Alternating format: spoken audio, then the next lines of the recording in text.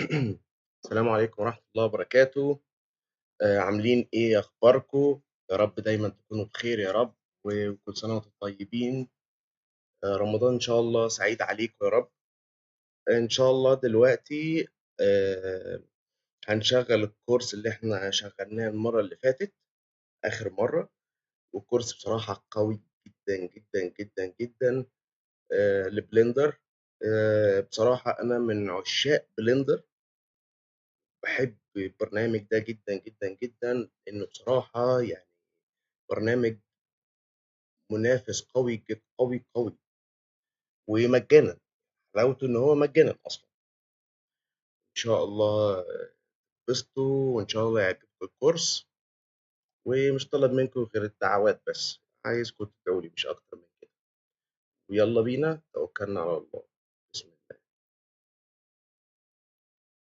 Hi everyone, Zach Weinert here for cgboost.com, and I'm very excited to welcome you to the Cubic Worlds online course for Blender 3D.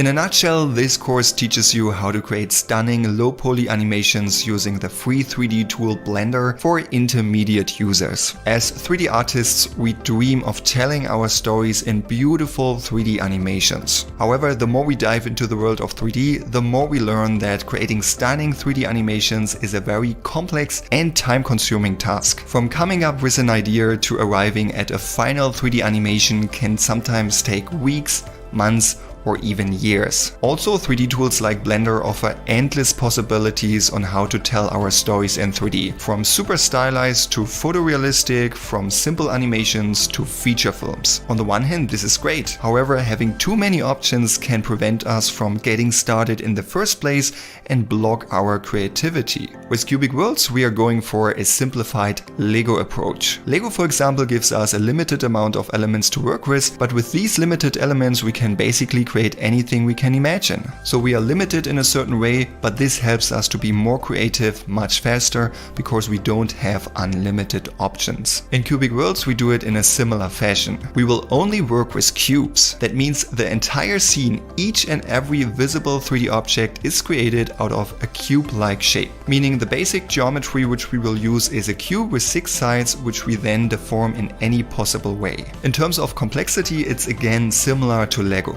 We can go with big Lego Duplo bricks, which allows even the smallest kid to build something, but we have also smaller Lego bricks for older kids or Lego Technic for more experienced Lego builders. The same way it also works in Cubic Worlds. We can go very simple by creating a tree out of 2 cubes, for example, or we go a bit more crazy. It's totally up to you. Also in 3D, we usually start with the modeling phase. We are creating our 3D objects, and this usually happens with a gray material. So we are constantly looking at a gray, boring scene. This is not very exciting, and we are totally disconnected from how the final result will look like while we are building our scenes and objects. Let's get back to the Lego example. When we start building something, we pick the brick with the right shape, but also with the right color. So we are building and coloring our creations at the same time, and we get a much better impression how the final creation will look like. That's why in the Cubic Worlds course we will learn a workflow where we build and color our objects at the same time, so we see how the final result will look like while we are building it.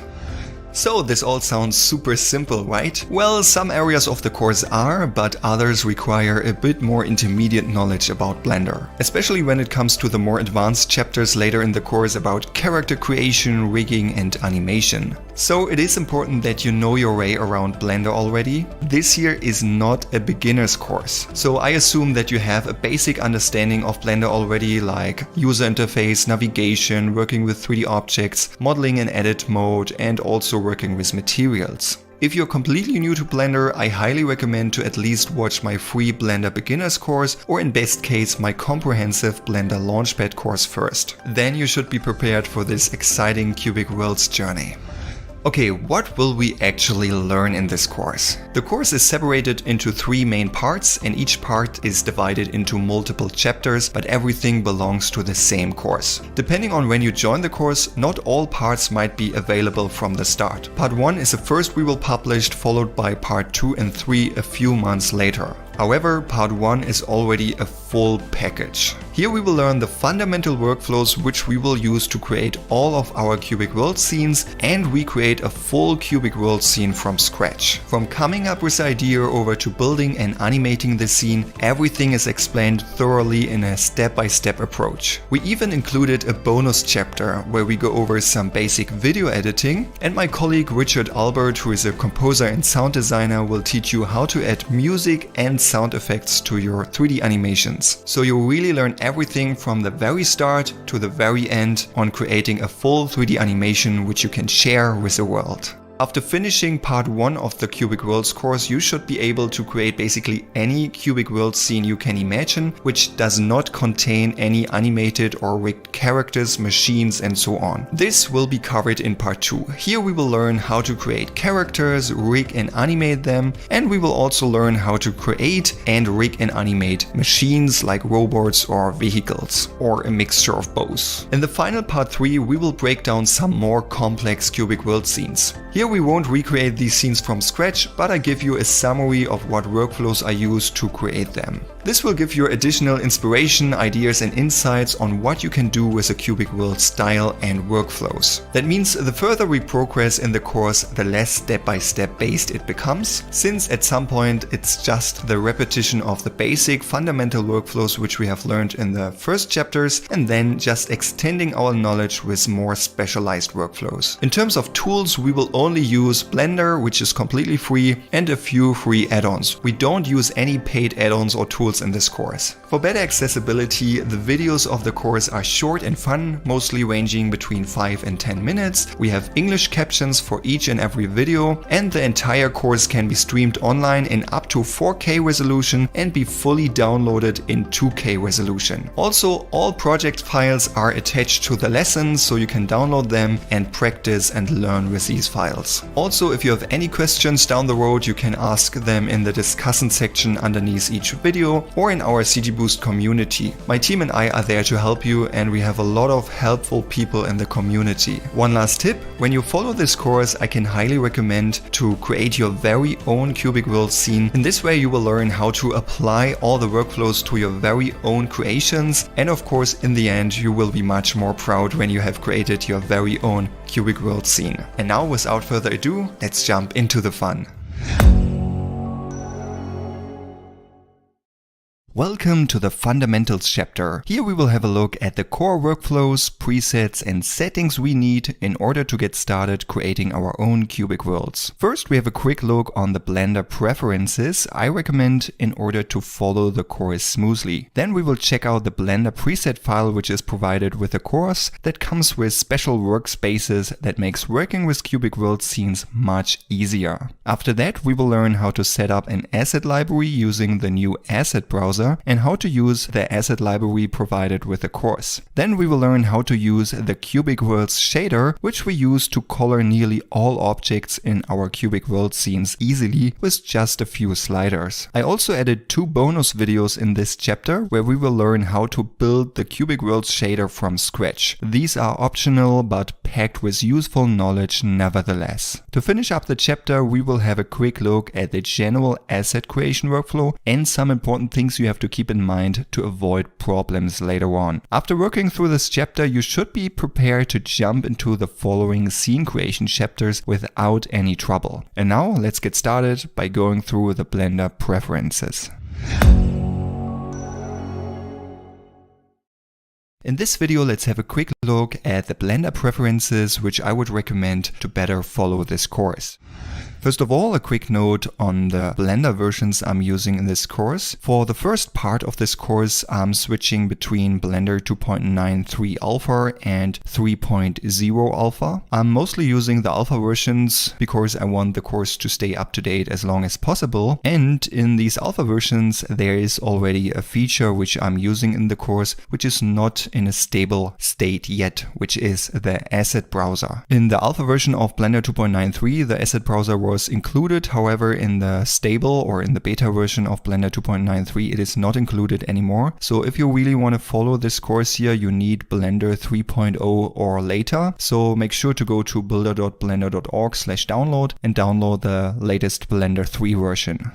So here I have Blender 3.0 Alpha opened, and now let's have a look at the preferences. Either go to Edit, Preferences, or just hit F4 and click on Preferences. So I just want to quickly go through this. I don't want to explain everything in too much detail because this is more part of my beginner courses like the Blender Launchpad course. However, here just want to quickly show you what I have enabled. So under Interface, first of all, I have disabled splash screen and user tooltips. This is just my personal preference. You can leave this enabled, of course, if you like. Then I enabled developer extras. This is only important if you are using an alpha version where the asset browser is not included by default. So because when you enable this, you can see down here we get this extra button, experimental, and if you click on this, you can enable the asset browser, which I recommend. We will learn more about the asset browser in one of the next videos here in this chapter. Then also what I like to do under temporary editors, render in, change this from new window, which is set up by default, to image editor, unless you like that each time you render your image, it will pop up in a new window. However, if you have image editor enabled and start rendering something, so if I hit F12, it will just replace the current 3D view to the image editor, and then you can simply press escape to get back. And if you press F11, you can also get back to the render. So this is of course your personal preference. If you like new window, leave it there. And under status bar, if you like, you can enable the scene statistics to see like how many objects and stuff like this you have in your scene, but this is optional as well. Under themes, I don't change anything. Same on the viewport, lights, editing, everything stays the same, also animation. We will enable some add-ons during this course. However, this I won't talk about right now. These we will enable later on as soon as we need them. Then under navigation, I have orbit around selection and depth enabled, which makes navigating in the 3D viewport much more easy in my opinion. Under key map,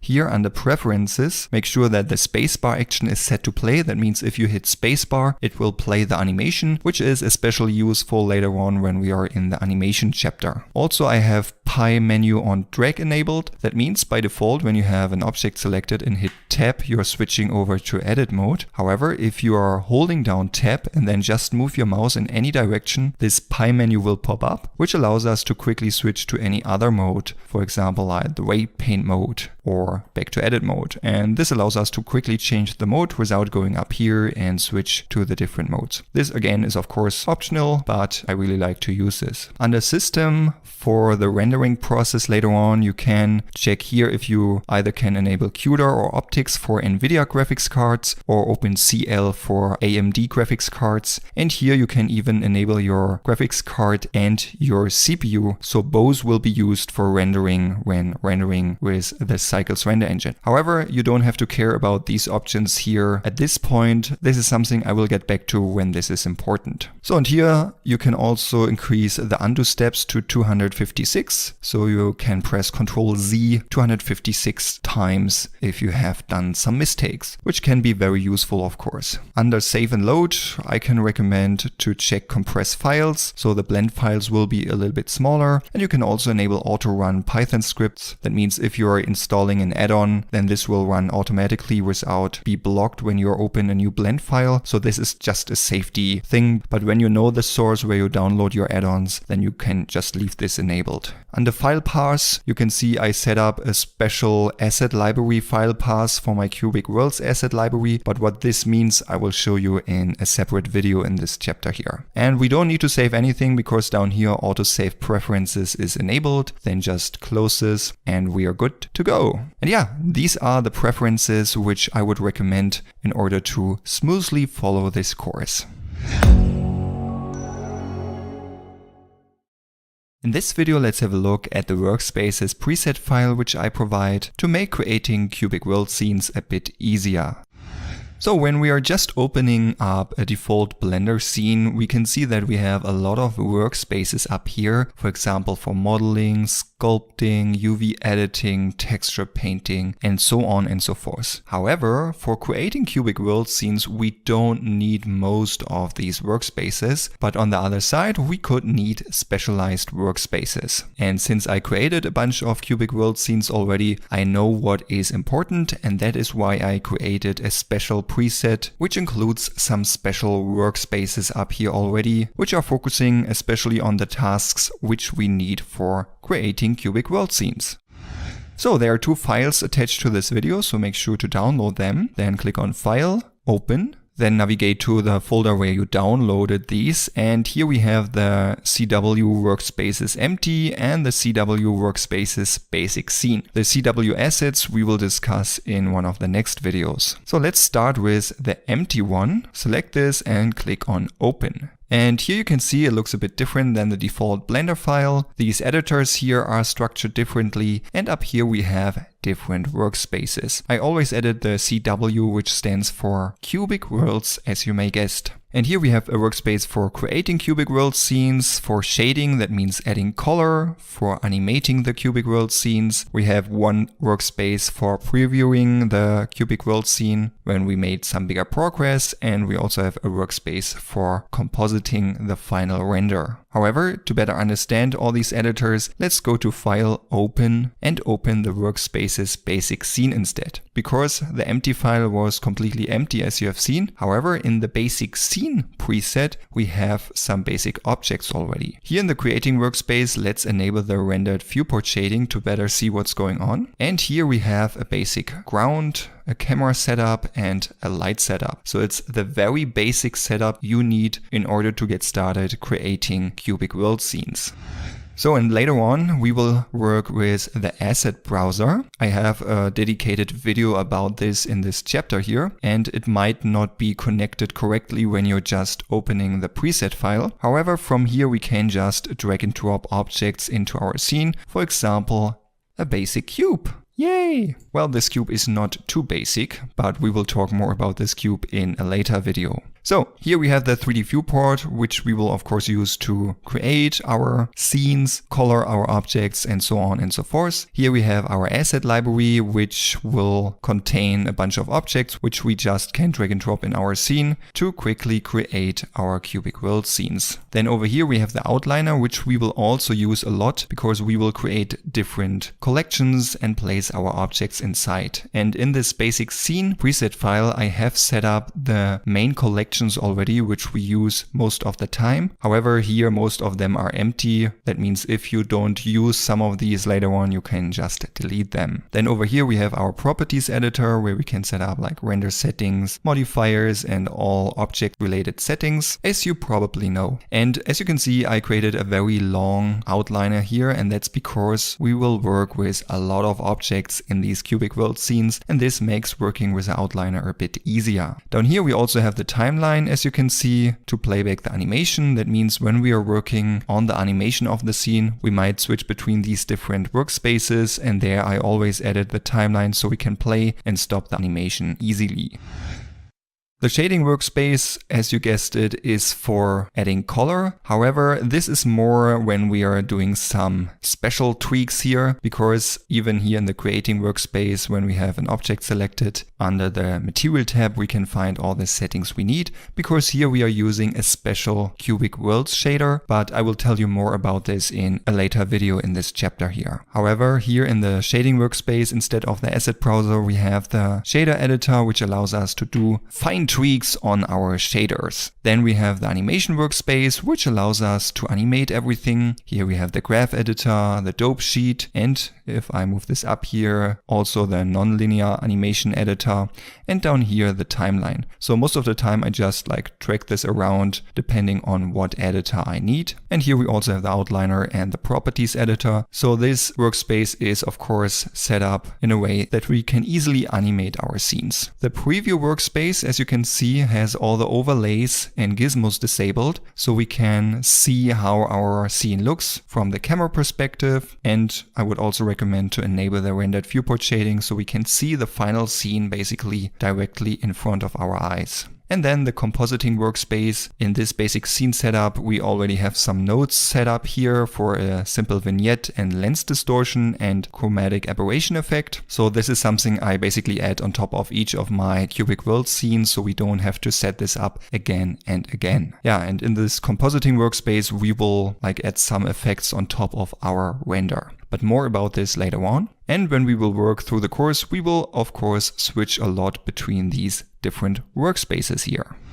Now let's go to File, New, and click on General. Don't save. Now let's imagine you have created a scene, but you don't have used the preset file from the start, and now you want to change the user interface to the preset file without changing the scene. For that, let's go to File, Open. Make sure to open the empty workspaces file, click on Open, and then go to File, Open once again. Then navigate to the folder where you have saved your Blender project. In my case, it's Campfire Animation 34, for example. But before you now open this, press N and disable Load UI, because by default it will load the user interface which is stored inside this blend file. But when I disable this, it will just keep the current user interface which I have opened here. So select this, disable Load UI, and click on Open. So now you can see this blend file was opened and the user interface stayed the same. That means for this scene we are now also using the Cubic Worlds preset file.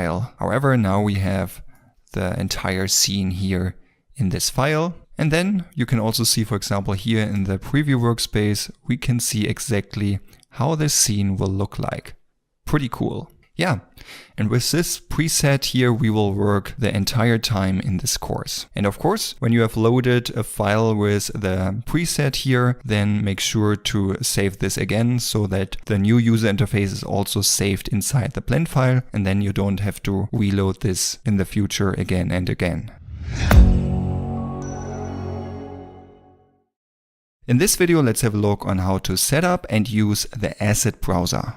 The asset browser works quite simple. In one blend file, we create our assets and mark them to be recognized as assets. Then in any other blend file, we can connect to the asset blend file and reuse the objects, collections, materials, and so on and so forth. This can of course save us a lot of time, since we can build up an asset library which we then can reuse in our other projects. And now let's have a look on how to set it up.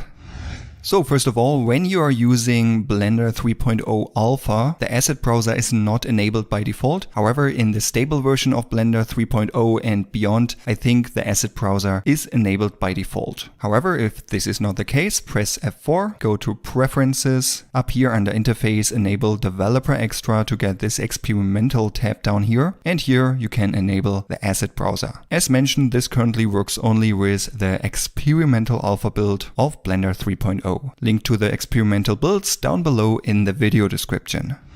Now, also down below in the download section, you can find the asset blend file. Let's click on File, Open, and then here we find the CW assets. Let's click on Open. And currently this is a relatively small file with just a few objects. So that means I might update the blend file which is attached to this lesson here in the future. So, and here we have different assets like a character, for example, here, or some particle systems, some props like trees, a tent, rocks, and so on, and other basic objects. And all we need to do in order to mark something as an asset, let's for example add a simple cube here. We need to right click on the cube here in the outliner, go to ID data and click on Mark Asset. Then we have this box icon here, and this object, after saving this blend file, is then also included in the asset library. If you want to remove something from the assets, right click, ID data, and then clear asset. And the cool thing is we can not only add 3D objects, but we can also add collections. For example, here we have the rig and also the mesh of this human character. And when I right click on this collection up here under ID data, we can also mark a whole collection as an asset, which is cool. And the same applies for any materials. We can go to a material, right click, and click on Mark Asset. Then even materials can be included in the asset library. So, and whenever you have made any changes to your asset blend file, make sure to save this blend file.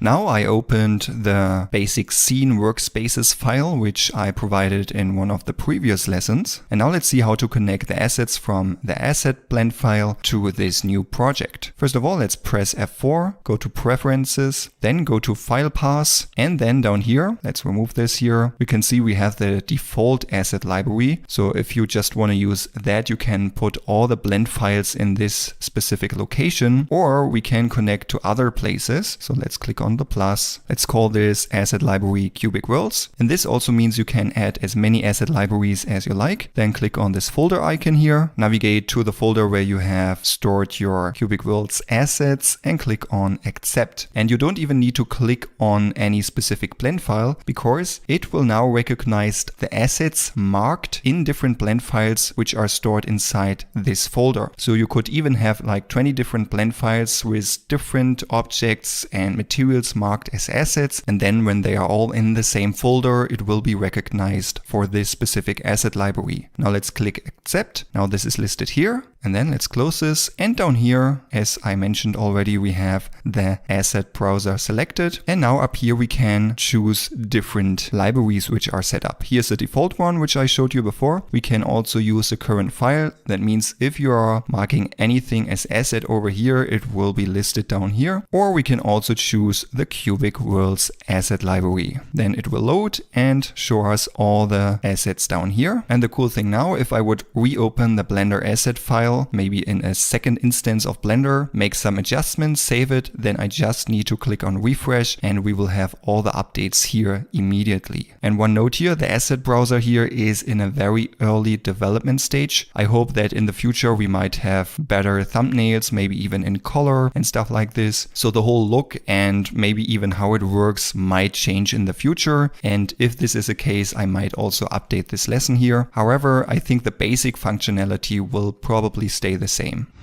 So over here we have different categories: scenes, animations, objects and collections, geometry, shading. Here we have our materials, images and sounds, environment and other stuff. So, and you can see for some of these objects we have a nice little thumbnail already. However, for some objects like the characters here, we don't have a thumbnail because here I marked collections as an asset, but here we had objects. So currently objects can be displayed, but a collection not. And how does it work? It's pretty simple. All we need to do is left click, drag and drop this into our scene. Then let's press Alt G to recenter this. And here we have the object. Same works for a collection. Here we have the character. And as you can see, it's super easy to just quickly place objects in our scene when you build up your asset library. And if I go to shading, for example, here I have a fire shader. I can just drag and drop this onto the object and this will replace the material over here. Or here I have a simple glass material.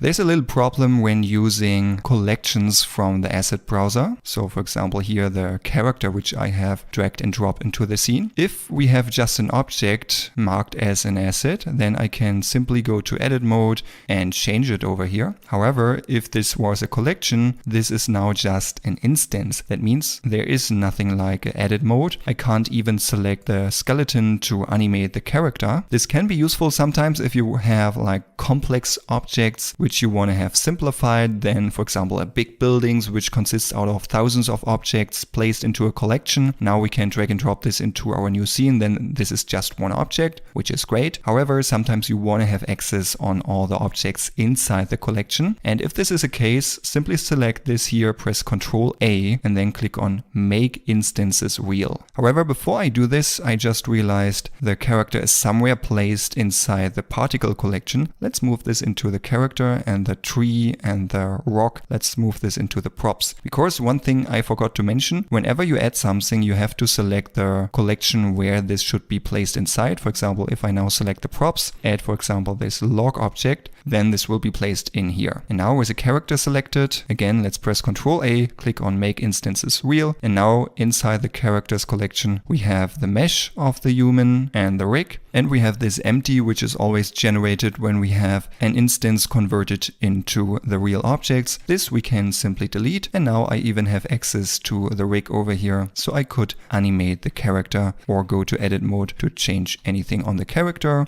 or change anything on the materials.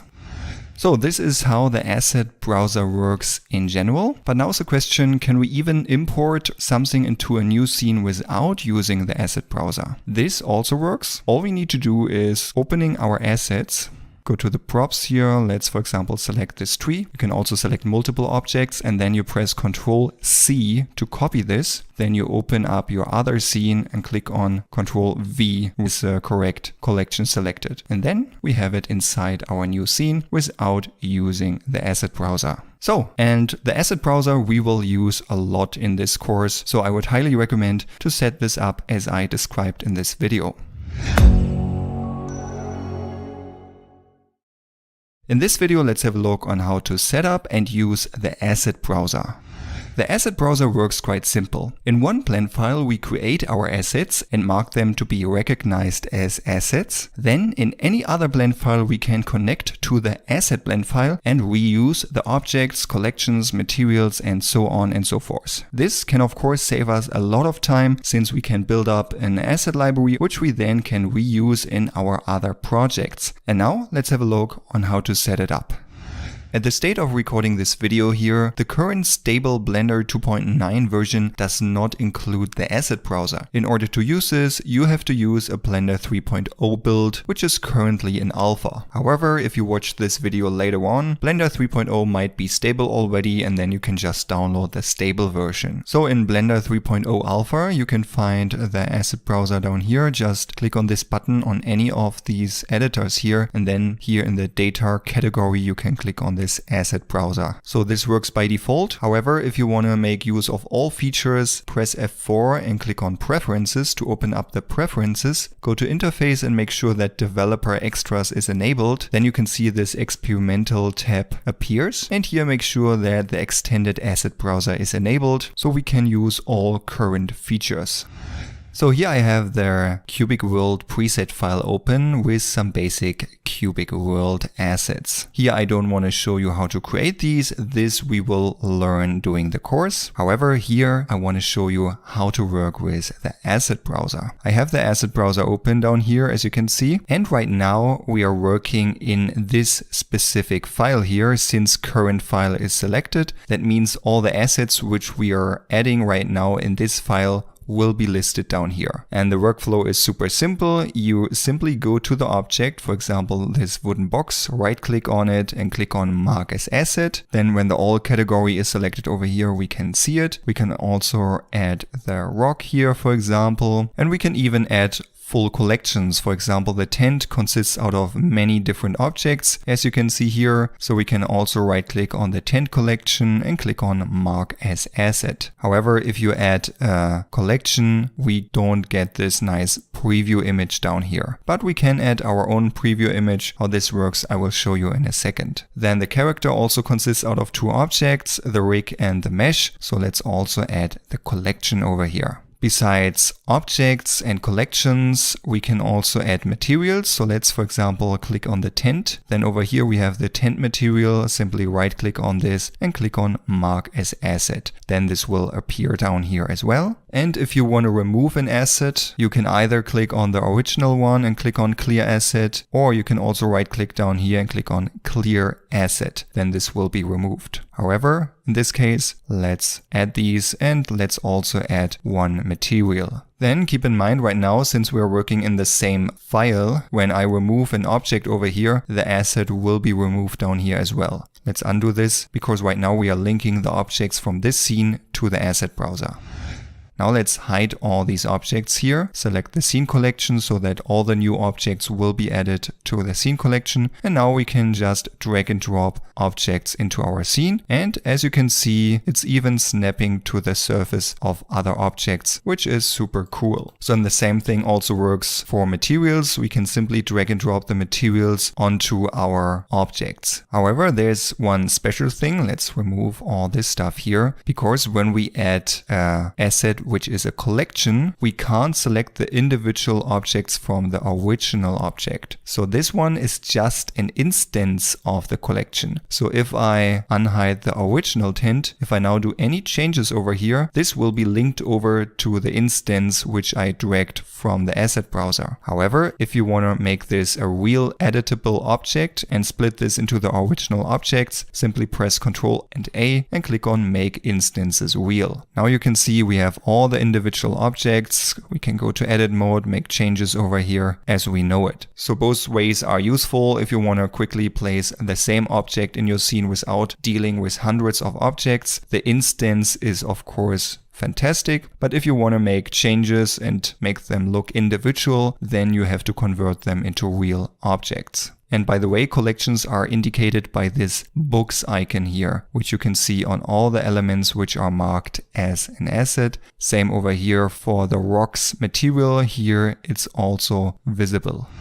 So then we can do a little bit more down here. We can of course search for different assets if we have a lot. We can search for rocks to show this. We have different filters, so we can only show different elements. And as you can see, we can basically add everything as an asset down here. And when you click this button, this sidebar appears, or you simply press N. And here you can, for example, rename your assets. Maybe the rocks should be rock material. And down here right now, you can see for whatever reason, the preview is not showing up anymore. So we can simply refresh the preview. However, as mentioned, for some elements like the collections, currently there are no real previews. However, you can create a quick screenshot or a render of your object, save it somewhere on your disk, and then click on this folder icon. Then navigate to the folder where you have saved this. And here I have, for example, this character mail image, and then you can click on load custom preview, and then this will show up over here, which make this look much nicer. So then to better organize your assets, you can also add catalogs by clicking on this plus.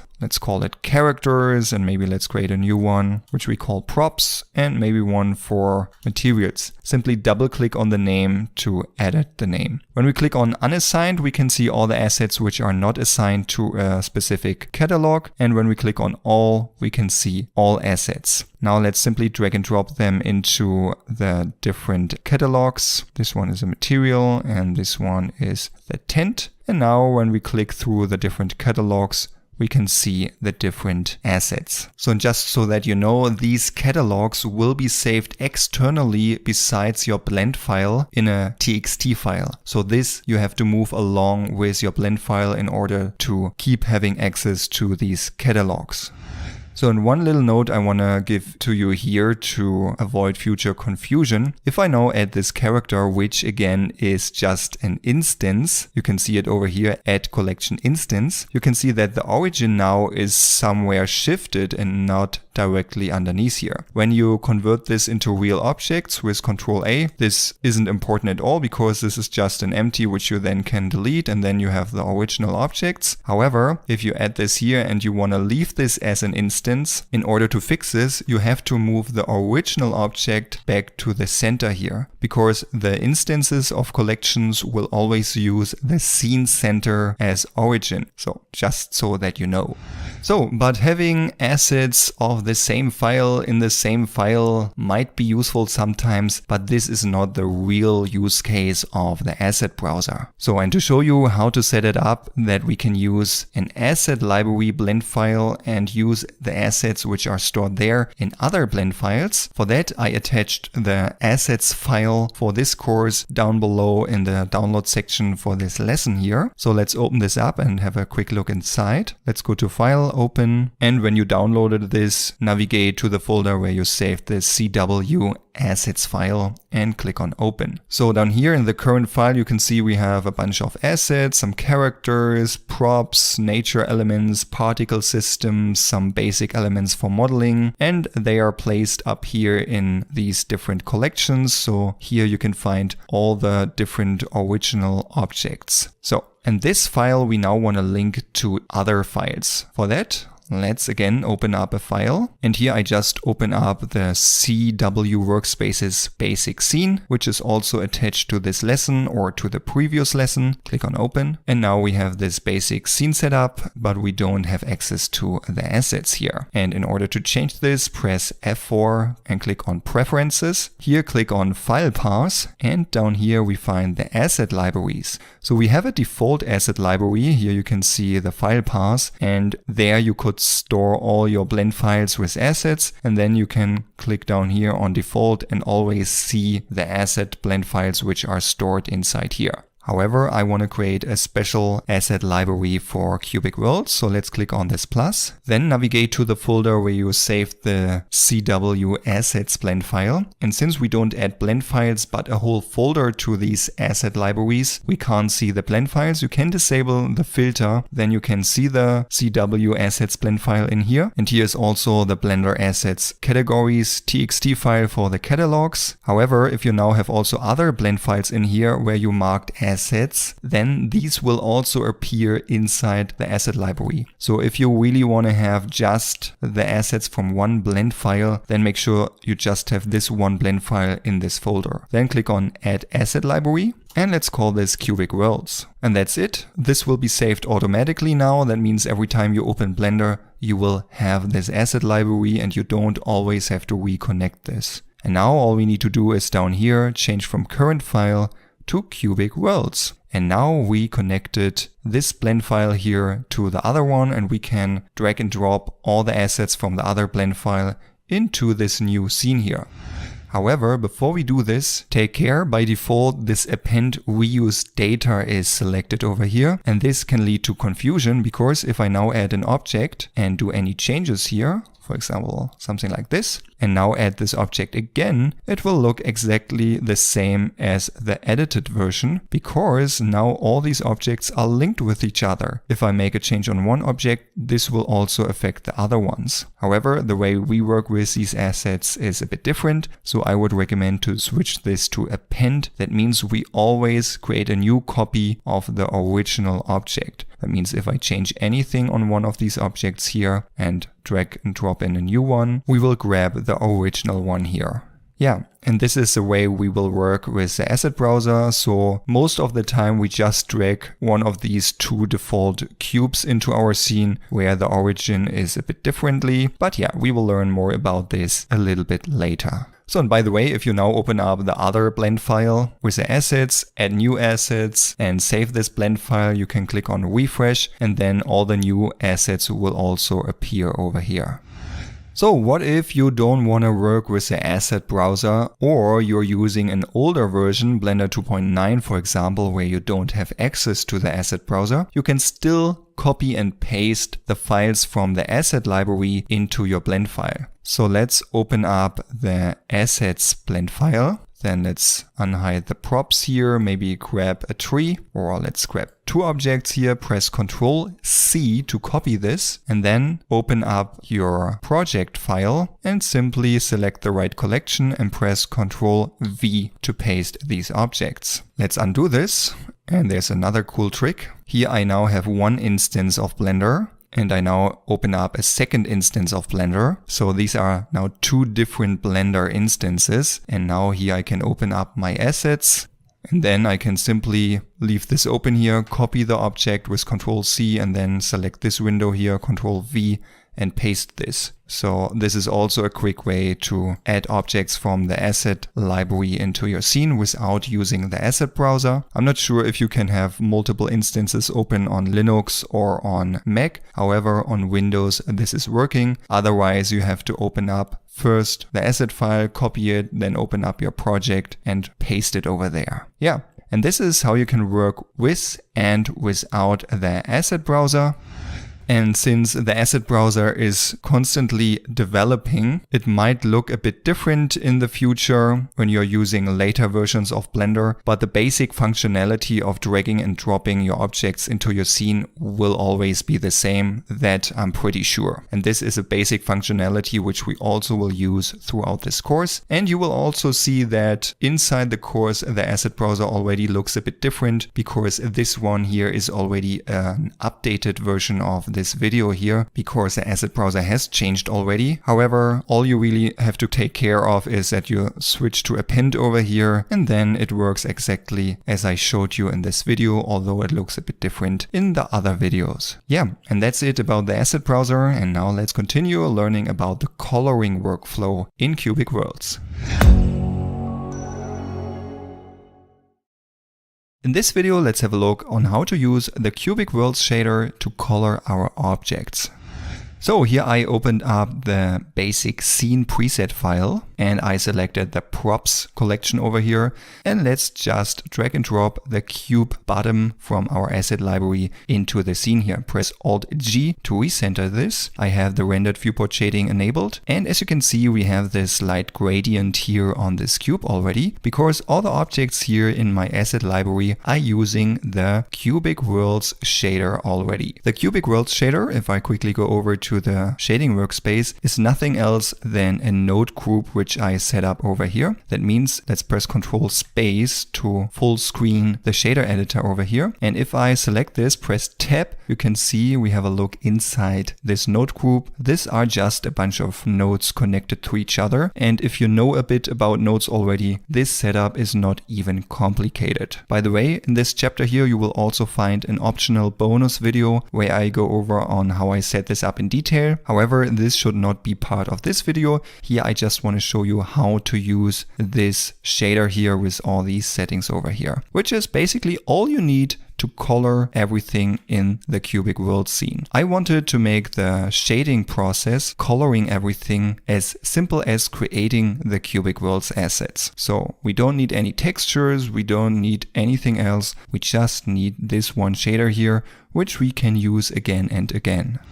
Let's quickly remove this material here. Let's create a new one. Let's delete the principal shader. And if you want to add this shader here to any material, simply press Shift A, go to Group and click on CW shader and then connect, for example, the diffuse to the surface. Or you can also do it over here in the Properties editor in the Material tab. Under Surface, simply go to Group here and click on CW shader diffuse. So that means we don't have to stay in the shading workspace over here to change the shader. We can also do it over here, which we also have access to in the creating workspace over here. So whenever we create an asset, we can do some quick changes over here.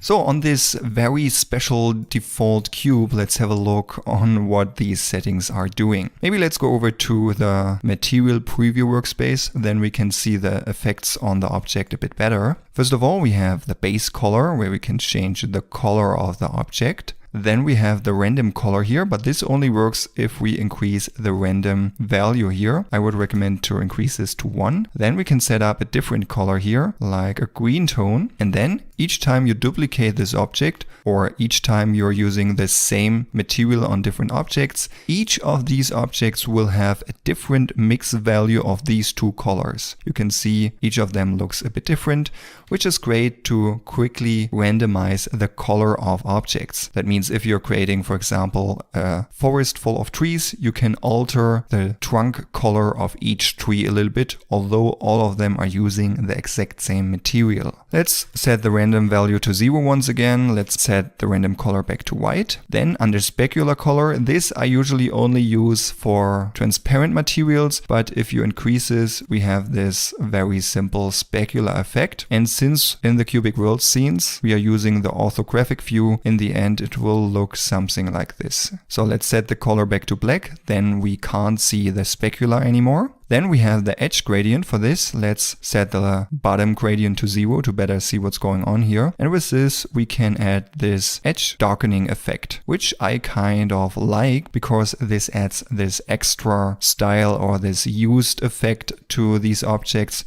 so they don't look too boring by just having one plain color. So, and of course, you can control how strong this effect should be. And I would play around with this depending on what objects we are adding this material on. For example, if this is a used old object, then we can make this effect a bit stronger.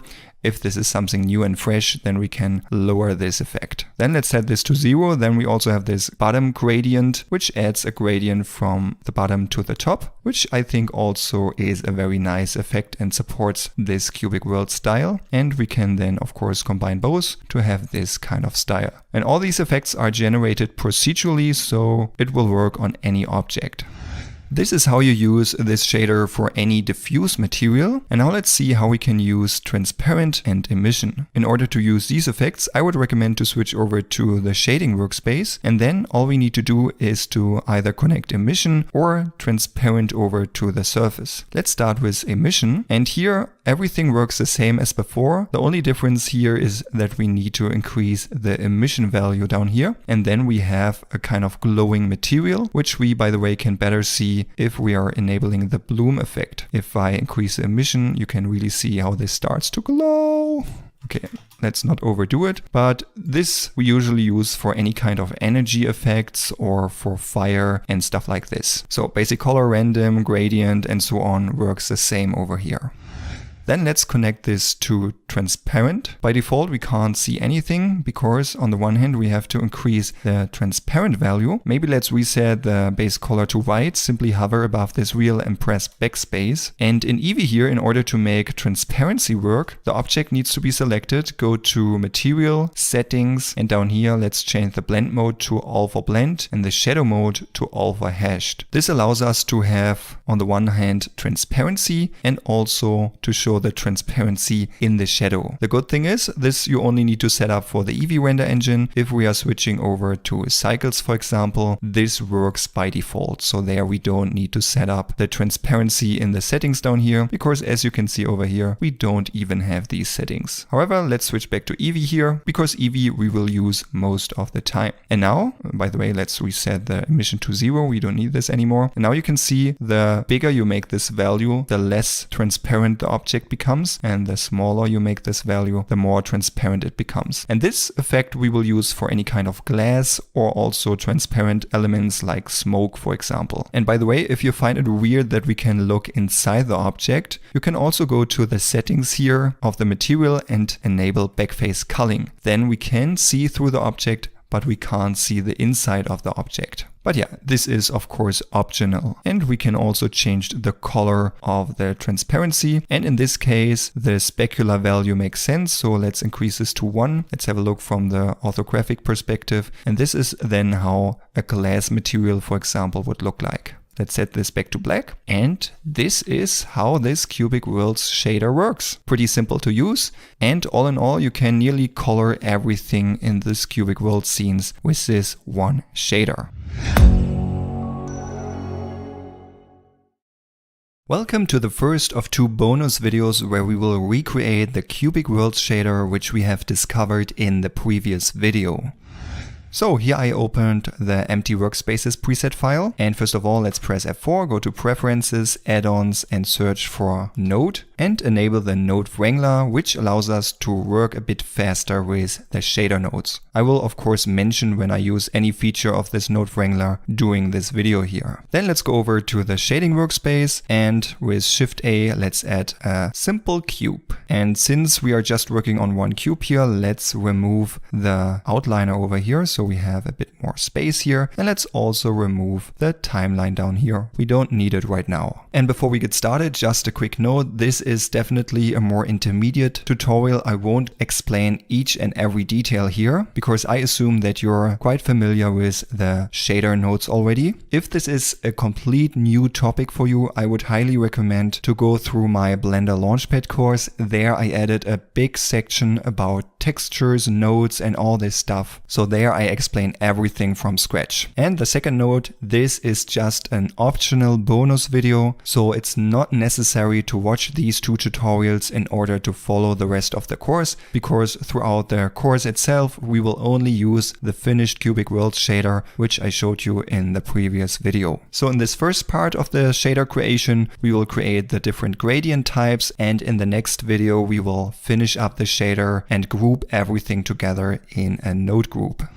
So let's get started by adding a new material to the selected cube. Let's call it CW Material New. And since we keep the coloring process in this cubic world scenes relatively simple, we don't need a full principled shader here with all this subsurface scattering, metallic, specular roughness, and so on and so forth. So let's get rid of this and let's hit Shift A. Then we can simply click on the search function. Then we don't need to manually search through all these different categories. And then we can just type in what we are searching for, like diffuse. Let's add this diffuse shader, plug this into the surface, and we can of course change the color of the object. The very basic thing we need. Now let's first start with the bottom gradient. For that, let's hit Shift A, go to search and search for coordinate and add the texture coordinate node. And we also need a separate RGB node, put it in here. Now, when holding down Ctrl Shift and then left click on any node, it will preview what this node and this specific output is doing to our surface here. You can see the generated output is generating these weird colors on the object, which are actually red, green, and blue. Let's up here switch to the local axis, press T and use the move tool, and now we can see this local axis on this object here. And if I now plug this generated output into the separate RGB stands for red, green, and blue, and now if I hold down Ctrl Shift left click on here, we can see that this color is converted into grayscale, and here we can see the red output generates a gradient along the red x-axis, the green output along the green y-axis, and the blue output along the blue z-axis. And this is basically what I want. You can see with this simple setup we can generate this gradient from bottom to top. And this, by the way, is now attached to the local axis of this object. If I click up here under options and click on effect only origins, I can now press R to rotate the axis here, which then will rotate the origin and the local axis of the object. And this is now also changing the direction of this gradient. That means if with this setup the gradient is pointing in a complete different direction, all you need to do is to select the object, press Ctrl A and click on apply rotation. Then this local axis of the object will be reset to the global axis of the scene, and then this will work again. Let's disable this up here, and now we need to find a way to add this on top of our color.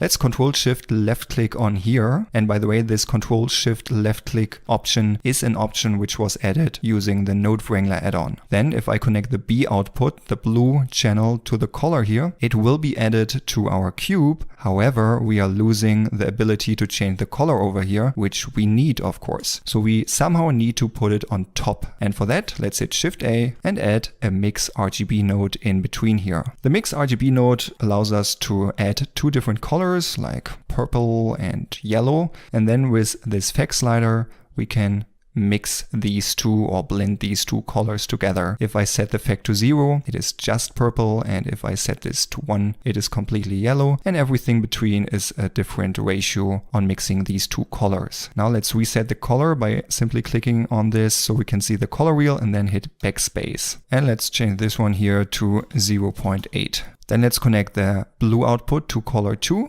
Let's reset color 1 to white. Now by default it is doing something. However, if I change the color here, I'm changing the color of the gradient and not of the rest of the object. So let's change the blend type to multiply. That means from this black and white gradient here, everything which is white will become transparent and everything which is black will stay opaque. That means if I Ctrl Shift left click on the diffuse shader over here, I now can control the strength of this gradient by changing the FX here, but I can still change the color of the entire object. And this is exactly what I want. So we are basically done with the setup for the bottom gradient. Let's select the whole thing here, press Ctrl J to add a frame around it, and press F2 to give this frame a name like gradient button. Let's press N, go to node and go to properties and increase the label size to 64 when this frame is selected to make this better readable. And another cool trick to keep things organized, select one node and press Ctrl H to hide all the out and inputs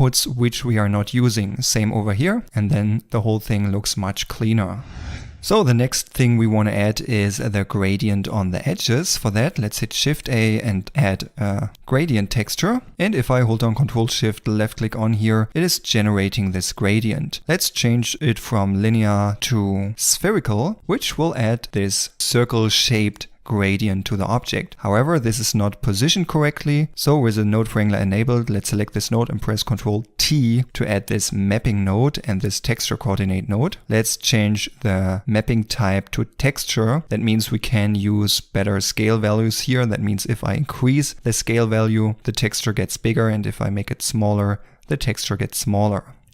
Let's select these three values by left clicking and drag and then type in 0.5. Then we can change this for all values at once. And now you can see the position of this texture is not correct. And in order to fix this, we can change the location to 0.5 by 0.5. So now we can see we have this circle here perfectly placed on one face or on one side. However, it is missing on all the other faces. And for that, let's generate a very simple UV map. Let's split the view here, go to the UV editor. Here in 3D view, switch to edit mode. And then we can see we have a very basic UV map already, which is generated on the default cube already. However, here I need a UV map where each side, each face is exactly the same. And for that, all you need to do is to select everything, press U and click on reset. Now, as you can see here, we have all these faces lying on top of each other. So that means you don't even need to open up this UV editor. All you need to do here in edit mode is to select everything, press U and click on reset. Now we need to tell the gradient that it should use this UV map by plugging in the UV map into the mapping vector here. And now you can see what it does. It will show up the sphere on each and every face of this cube. Let's go back to object mode. And now it still doesn't really look like the gradient on the edges. And that's why I scale up the scale value down here to 0.8. And now we can only see a tiny bit of the black outline of this circle, which looks like this nice gradient. Then again here, let's press Ctrl H and Ctrl H. And over here we can also use the FEC output, which is grayscale already. We don't need the color output here. And now again, we need to put it on top of the diffuse color. And here we use the same trick as down here. Let's hit Shift A, add a mix RGB node, plug it in here, put this to the lower input, change this to multiply, and then it's working the same as for the bottom gradient. However, we want to use both gradients at the same time. That means we want to change the color, the general color of the object, but we want to be able to control the edge gradient and also the bottom gradient here. And there's an easy fix. Let's simply connect the color output of this multiply node to the first color input of the gradient texture down here. And that means I can simply control the gradient for the edges and the gradient at the bottom down here. And I'm still able to change the color of the object. Very cool. Now let's select this, press Ctrl H and then select the whole thing, press Ctrl J to add the frame, F2 and call it gradient edges and change the label size to 64. So now let's add the random color to our object. For that, let's hit Shift A and search for the object info node, add this to our node setup here. And here we have the random output. That means if I add a simple mix RGB node here, plug this random input into the mix vector, we get a random mix between these two colors for each object this material is added to. So I can use red color and green color. Control Shift left click here to preview it on the object. And then if I duplicate this object, each time the color will be randomized. So a mix between these two colors with a different mix vector here. And on the 5 up here on the material shows us that this one material is used on 5 different objects. So let's undo this. Now we somehow need to add this to our whole node setup here. And for that, let's analyze what we want to do here. So we want to randomize this color here. Color 1 should always be the default color, which we always use to define the color of the object. And color 2 should be the random color, which we can turn on and off. That means over here, we can control the general color of the object. So let's simply connect this over here. That means if I now change anything here, it will change the color on the object. However, now the random color is turned on all the time. And in order to fix that, let's duplicate this mix node,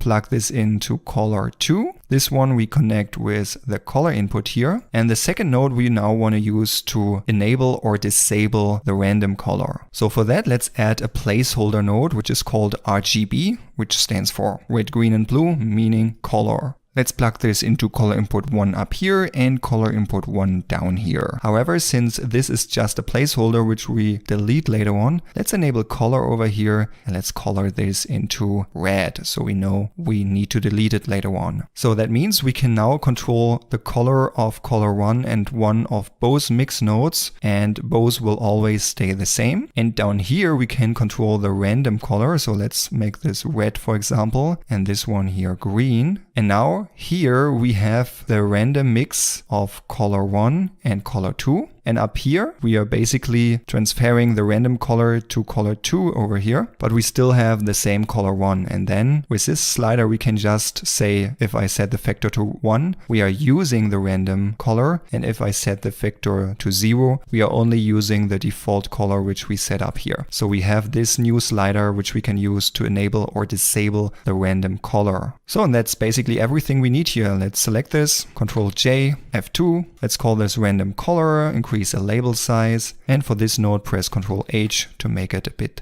smaller. So this is now the basic setup we want to have here. We have the bottom gradient, the edge gradient, and the random color. And in the next video, let's add a specular effect so that it looks as if our object has reflection. And let's set up that we can enable transparency and emission and group this all into a nice node group. So see you there. Welcome to the second bonus video where we recreate the Cubic Worlds shader from scratch. Here in this video we will finish up the node setup.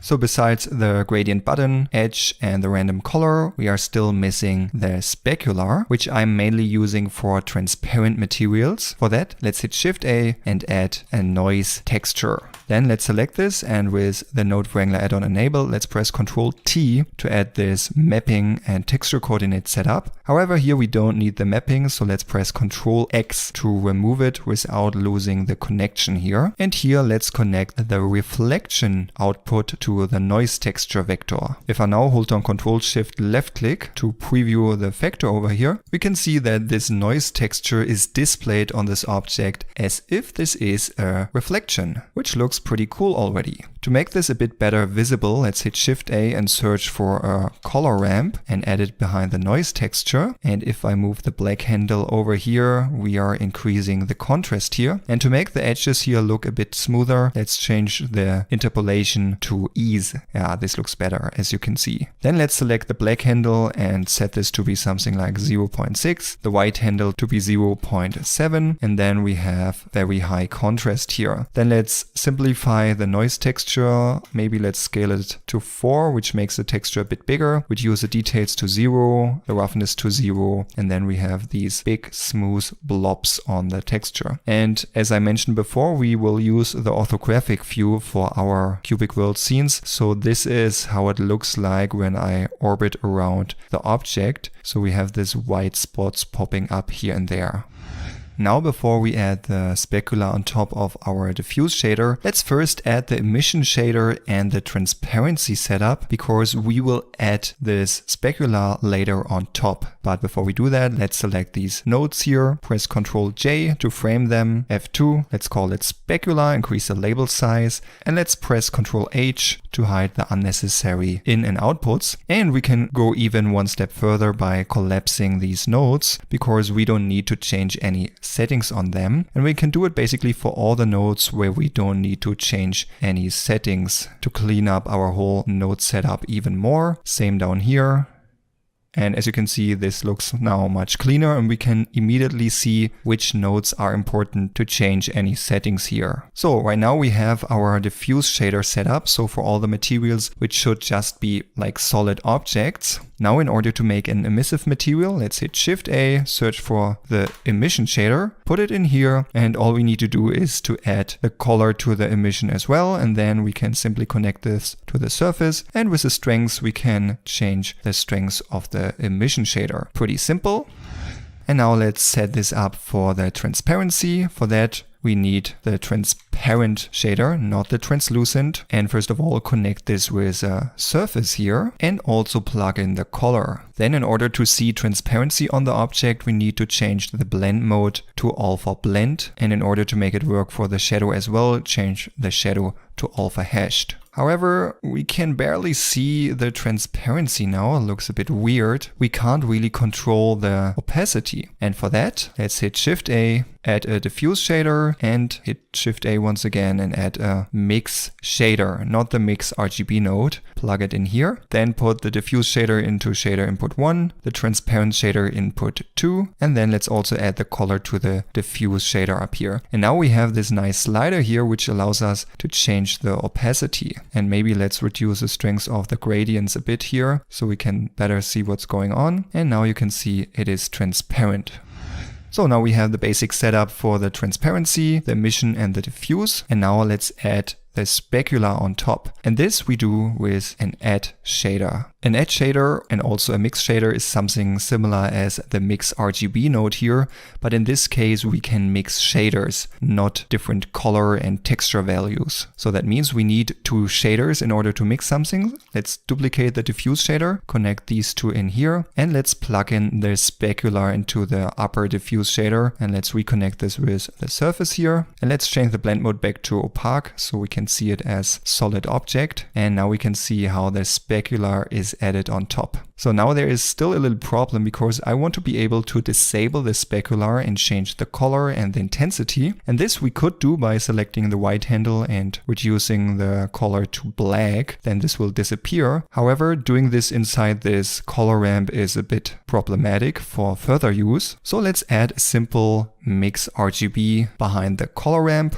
Plug the output into the vector here and change the first color to be black and the second color to be pure white. And now if I Control Shift left click on the color ramp, this is how the output from the color ramp looks like. And if I click on here with Control Shift left click, you can see it looks identical. However, now we have the ability to simply change the color over here and the intensity. And this output now goes into the diffuse shader up here. Let's move this into the frame and then it is also inside here. Then we can collapse the color ramp. We don't need it anymore. And then let's put a frame around this setup here. Control J, F2. Let's call this diffuse and increase the label size. And down here, let's add the same setup as up here to add the specular on top. Hit Shift A, add an add shader here, duplicate the diffuse shader, connect this up here and this here as well. And then let's grab the output from the specular and plug this into this color here. And now when I connect this to the material output and re-enable the alpha blend, we can see we have this transparency, but we still have the full strength of the specular here. If I would have add the specular here on the color level, like with a mix RGB node, and then simply plug this into the diffuse shader and into the transparency, we would lose the strength of the specular effect here. So let's add a frame around these nodes down here, call it transparency. And again, let's press Ctrl H to hide unnecessary in and outputs and collapse these here. Here we don't want to change anything. Same over here. We only need this mix slider here. Here we need the strengths. And here we can basically collapse everything. So with everything moved around a bit, this is what we have. We have the diffuse output, the emission output, and the transparency output. Let's stay with the diffuse output here and let's change this back to opaque. Same for the shadow mode, opaque. And now let's quickly put this into a nice node group. For that, let's select everything here except the material output. Press Ctrl G to pack this into a group. Then hit Tab to get outside of this group. And now you can see all these nodes were grouped inside this simple node group. Let's call this CW Shader New, for example. However, as you can see over here, now we don't have access to all these nice sliders and color changers. And let's quickly set this up. If I select this and hit Tab, I can look inside this node group. Let's press Ctrl Space to full screen the shader editor here. And we have two new nodes here. We have the group input and the group output. And if I click on group up here, if you don't have the sidebar open, press N. And here we also have a list of inputs and outputs. And here we can do some pretty cool things. First of all, you can see the diffuse shader is already connected with the output node. And if I hit tab to go back, we can see this output over here. And if I now connect the emission and also the edge shader from the transparency setup, we can see that we have the list of outputs over here as well. And over here, if I double click on these, I can simply change the names to diffuse. Emission is good. Let's change the last one to transparency, which we now can also see over here. So we can simply connect whatever we want to use, either diffuse, emission, or transparency. And now we need to define the inputs over here. First of all, let's connect the base color. And this we had set up using this temporary RGB node. That means we need to connect color 1 and also color 1 from this one here to the same socket. That means now here we can change the color, and this will change the color of input 1 from this mix node and input 1 from this mix node. Then let's change this to base color, and let's connect color 2, which was the random color. So let's call this random color. The next input should be the color of the specular, which is this output here. Let's connect this. Let's call this specular color. Then we want to be able to control the strengths of both gradients. So let's connect this one here and also this one here, which we call gradient edges and gradient button. Then we want to control the strengths of the transparency, which we can find over here. Let's connect this. Let's make this bigger here, transparency. Then up here we want to control the randomness, meaning if we want to have the randomness yes or no, basically. Let's call this random. And the last thing we need is the strengths of the emission shader, which we call emission. So, and then I think this is all we need. Then we can delete this temporary RGB node. And if I go back with tab, we now have everything we need here. We can change the base color, random color, specular color, the different gradients, transparency, randomness, and the emission. And before we test this setup, let's get back into the shader. And if I click through these different inputs here, we can see that we can define default values, which is really cool. So let's change the default values here. Base color should be pure white, I would say. Random color the same. Specular color should be pure black, so it's disabled by default. The gradient I usually set up to 0.5, the edge gradient, and the minimum value is 0 and the maximum is 1. The bottom gradient I usually set up to 0.75, minimum is 0, maximum is 1. Transparency is set to 0, minimum and maximum the same. The randomness is also set to 0, minimum and maximum the same. And the emission is set to 0 by default, minimum is 0, and maximum can be as high as you like if you want really strong glowing elements. Then let's hit tab, press Ctrl space to get out of full screen mode. And now if I delete this shader here, hit Shift A, go to group and add this CW shader new, then you can see that all these values are reset to the default values. And if you click this shield, by the way, we add a fake user, so we make sure that this shader group stays in this blend file even though we would delete it and no material is using it. So let's connect this and let's quickly see if everything works as expected. So we can change the color here. That's great. We can add a random color when we have random set to 1. And now when we duplicate this, each of them should have a random color. Works nicely. Then we can enable the specularity. Works also nice. We can play around with the edge gradients. Same with the bottom gradient. Then let's connect the emission here and increase the strength down here, and it's working. By the way, I have not added the specular color to the emissive material because I thought we will never add this to glowing elements. However, if you want to do this, you can of course add this diffuse and edge shader setup to the emission shader as well. And the last one is a transparency. For that, let's change the blend mode to alpha blend and alpha hashed. And then with changing the transparency value down here, we can play around with the transparency. And yeah, it seems to be working fine.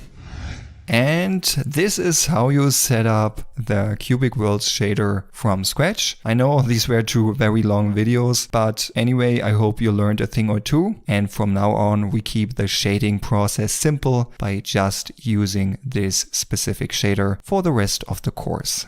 And as always, if you followed along, don't forget to save. In this video, let's have a quick look at the general asset creation workflow and what to take care of. First of all, when we have our asset library connected here, we find the cube bottom and cube center. If I drag these two into the scene here, they both look kind of identical. There's only one difference. On the cube center, we have the origin at the center, and here we have the origin at the bottom. And these are basically the two setups which we will use most often, because depending on where the origin is, we can scale and rotate the object differently. For example, if I scale it here, you can see it will go down to the origin. Same with the rotation. And most of the objects which will stand on the ground later on will use the origin at the bottom, because if I now press Alt G to recenter the position, it will stand on the ground, the red line here, automatically. If I select the cube center, press Alt G, it will be somewhere here in the middle, which is not really what we want in most cases. And this also is important later on for animating the objects, because we will create this pop-up animation where the objects basically pop up from non-existing to be scaled up to its original size. And if we have the origin here at the bottom, it looks like if these objects are growing out of the ground, and if the origin is at the center, it looks as if they are just popping up from somewhere in the air, for example. So let's imagine we want to create a simple tree. Let's remove this one here. First thing we do when adding something, let's press F2 and call it tree. So we rename our objects, and most of the time we also put the objects into collections. So let's create a new collection and call it props, for example. Then put the tree inside. Then the next step is usually changing the color. Here we have our cubic world shader, which we have discussed before. And here let's simply give it a brownish color, something like this. And then it's about scaling and changing the cube, because in general, we will only work with cube-like shapes, which we like stretch around, move around and change the proportions, but we will basically never add a cut in between or anything like that. So for example, let's scale it down a bit, then scale it up to have the trunk. Then let's duplicate this, press S, scale it down, make it maybe smaller and put it somewhere here on the side. And if we change this to the local transform orientation, I can simply press S for scaling, Z along the Z axis, and then it will use the local axis. So let's keep it very simple here. Let's, for example, place another branch over here. From the top view, let's press R to rotate this a bit around so it looks not too straight. And then let's maybe Shift D, duplicate this, press S, scale it down along the Z axis, and then press S and Shift Z to scale it along X and Y and exclude the Z axis. Something like this. And then let's add the cube center here, Alt G, move it to the top here, change the color into something greenish. Maybe let's lower the strength of the bottom gradient, press F2 and call it tree leaves, something like this. Then Shift D, place it somewhere here, and Shift D, place it somewhere on the other branch here. Maybe let's move this up a bit or change the rotation. Maybe let's scale this down a bit, and maybe let's move these two down a little bit. So now we have this basic tree. However, we are not done yet, because if I just want to pick this tree and move it around, I have to select everything, move it around. And especially if I now would duplicate this, we would have a lot of objects. So what I usually do is joining these objects. So I select all of the objects, and as last one, usually one object in the center or which is here on the ground. And then I press Ctrl J to join these all together to one object. And let's undo this one more time. There's one thing which happens when we are joining objects, and this is that we are losing the bottom gradient on each individual cube, because the bottom gradient will be generated on the entire object. So here now you can see we have this bottom gradient. Maybe let's increase the intensity. And now if I join all this together, it will disappear, and now from down here it will be stretched across the entire object. This is something to keep in mind. And the other thing that you have to keep in mind, which is very important, is that we are altering the scale, because most of the time we are changing something here in object mode. That means we are like scaling something along a certain axis and so on and so forth. And then you can see the scale value is changing. Imagine it like this. When you add a new object to your scene, this Blender remembers as the default scale, which is 111. However, if I now change anything here, like stretching this along the z-axis, we are altering the scale value here. And although this seems to be not really a problem, this can cause a lot of problems later on. One example, which is not really important for this cubic world scene because we will never really use a modifier. However, if I would add this bevel modifier here, you can see that although the amount, the thickness of this bevel is set to maybe 0.1 meter, here on the side it is correct. However, along the z-axis it is scaled by the factor of 4. And whenever we change the scale of an object in object mode, we have to apply this. That means we tell Blender, okay, this stretched version of the object is now the new default scale of the object. And it's very easy. Select the object, press Ctrl A and click on Apply Scale. Then you can see it will be reset to 111 and the bevel in this case will also be displayed correctly. And this does not only have an effect on modifiers but also on tools in edit mode, or later on when we are using our specific animation workflow, this can cause troubles. So really get used to hitting Ctrl A and applying the scale. So this now we also need to do for the tree. You can see the scale is not 111, so let's hit Ctrl A and apply the scale. And now with the origin down here, the tree will always stay on the ground. For example, if I hit Shift D, right click, press G to move it around, and then Shift Z to exclude the Z-axis, I can move it here on the ground. And now since we merged all these objects into one object, we can still access these in edit mode. That means in edit mode, if I press L over one of these elements, they are still separate mesh elements, but they are all merged in one object. That means basically one container. That means as long as we are keeping the shapes here, we can also press Shift A and add another cube directly inside edit mode to add a new cubic shape here. Or we just grab something which we have already with L and then Shift D, duplicate it and place it somewhere here. One little note here, when you add something new like a fresh cube, maybe place it somewhere down here, this will miss the specific UV map which we need for our cubic world shader. If you haven't watched the bonus video where we created the cubic world shader, what you always need to do when you add new elements, select everything, press U and click on Reset in the UV mapping menu. Then the UV map will be reset and then we have the nice gradient here on the new elements. In edit mode, we can of course shape our cubes if we like, for example, taper this a bit, something like this. But more than that we won't do, so we don't add in new loop cuts, for example, because then if I would reset the UV map, we would have the gradient, if I make it stronger, here across the trunk, which looks not so nice in my opinion. So we will really just work with these cubic shapes and scale them around. Yeah, and the last thing we can do here, let's randomize the colors a bit. So let's set random to 1, copy the base color, paste it here and maybe altering it a bit. Same for the leaves, random set to 1 and change the green tone a bit. And then each time you are duplicating a tree, it looks a bit different. Yeah, and what you maybe also noticed, when you're joining different objects with different materials, they then will be just listed over here. So this one object now has 2 materials, but we can add even more. If I go to edit mode, for example, click on the plus and let's create a new material. Let's take base color 002 and duplicate this. So we have a new material. Maybe let's make it a different darker brown tone, something like this. Then I simply can select one element here and with the material selected up here, hit assign.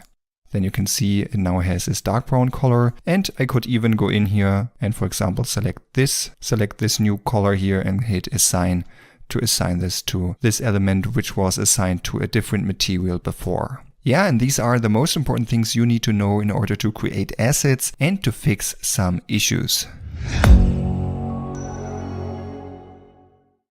Welcome to the scene creation chapter. This is a first out of 3 chapters going over a full step-by-step guide on how to create a cubic world scene from scratch. The idea of these chapters is to teach you the most important cubic worlds techniques and workflows on a practical example. After finishing the scene, you should be able to create any kind of cubic world scenes which will not include rigged or animated characters, animals, robots or vehicles. How to do this we will learn in the later chapters. In this chapter here we will start building the scene, meaning we will create the basic scene, camera and light setup, then we will build all the assets like the campfire and the tent. After that, we will create the most complex asset of the scene, which is the big abandoned robot, where we will learn a lot about managing and working with many objects, collections, organization, and instancing. Then we will add more elements to the environment. We will learn about a simple scattering technique to add grass, stones, and other small objects to the scene, and we will adjust the camera perspective, the composition, and we will add light to define the mood of the scene. We will finish up by adding and posing a pre-made 3D character to the scene to add more life to it. Character creation is not part of this chapter here. We will learn more about how to build characters from scratch in a later chapter. At the end, we will have a finished scene ready to be animated in the next chapter.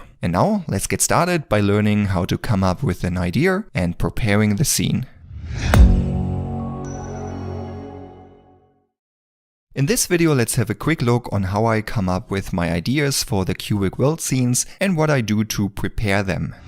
There are of course endless possibilities on what stories you can tell in the cubic world style, whether it be a full short movie, a simple animation or just a single still render. In the end, it is totally up to you what you create. For me, I usually get an idea by either seeing something in the real world or online. For example, when I go out for a walk and I see an abandoned house or a nice place in the forest or whatever it might be, anything I find interesting usually sparks an idea in my head. Or online, when I stumble upon a nice artwork, a trailer for a movie or video game, these can also spark an idea in my head. So the initial spark for my idea can be lit by basically anything I see. I don't like to just recreate a scene from the real world or an artwork I see into the cubic world style. That is why I always think about if there's a twist or something special I can add to the scene so it drives the viewer more into it. A different approach is researching for something specific when you have a goal in mind with the scene you want to create. For example, here in these chapters, I wanted to create a scene that is not too complex but involves everything important so I can teach you all the fundamentals of cubic worlds by creating a full scene from scratch. So after looking at some artworks, I came up with an idea of creating a scene with a cozy campfire. This doesn't sound too complex and we have a nice environment, we have man-made objects like the tent, we have the campfire where we can play around with particles, and we could even place a character in the scene if we like. In this case, as a little twist, I came up with the idea to place a big abandoned robot into the scene that is lying around the campfire, making it look and feel as if it is giving shelter to the scene. And just having this robot in the scene makes us wonder, where does it come from? And so we might imagine a bigger world around the scene. Now, when I have my initial idea, here's what I prepare before going into Blender. The general idea of cubic worlds is to keep it simple, especially the preparation phase. It should feel more like playing with Lego bricks rather than planning out building a house or something like this. That means I keep the preparation also very simple. First, I open up PureRef, a nice little free tool, download link in the video description, and with this tool you can easily collect images and create nice reference boards, for example. I usually open sites like ArtStation, and here in this case I searched for campfire and robot artworks and just drag and drop the images into PureRefs I like. So I built up this reference board for my scene. The campfire artworks give me a good idea on how I can light up the scene and what mood I could create. And the robot images give me some good references later when I create the robot, how I can shape different parts of the robot, for example. Since Cubic Worlds is like playing with Lego, we don't really need any polished concept art or something like this. We are just using reference images and our own imagination to put our scenes together. It can be helpful to do a quick rough sketch. It doesn't have to be beautiful at all, but this gives us a quick idea which objects we want to add to our scene and how we want to assemble everything. So one last note here, when creating a cubic world scene from scratch, it is a dynamic and creative process where you will probably try out different things, add some elements, remove some elements, try different lighting scenarios and so on and so forth. So there's a lot trial and error involved. However, since I don't want to waste your precious time, I created this scene once where I tried different things, went through the whole trial and error phase until I arrived at a scene I was happy with. And here in these chapters I recreate the scene which I've created and tested before. That is why I know exactly what I want to create, which values and colors I want to use, but this is of course not the case when you just start to create your own cubic world scene from scratch. So just keep it in mind. It is totally fine to try out different things, play around with your scene and constantly change it. And now either come up with your own idea and use the following chapters as guideline for your own scene, or just follow exactly what I will show and teach you here. This is totally up to you. I'm super excited to see what you will create, so don't forget to share your final scene with me when you're done. And now let's get started. In this video we start preparing the basic scene that we need in order to get started with creating our very first cubic world.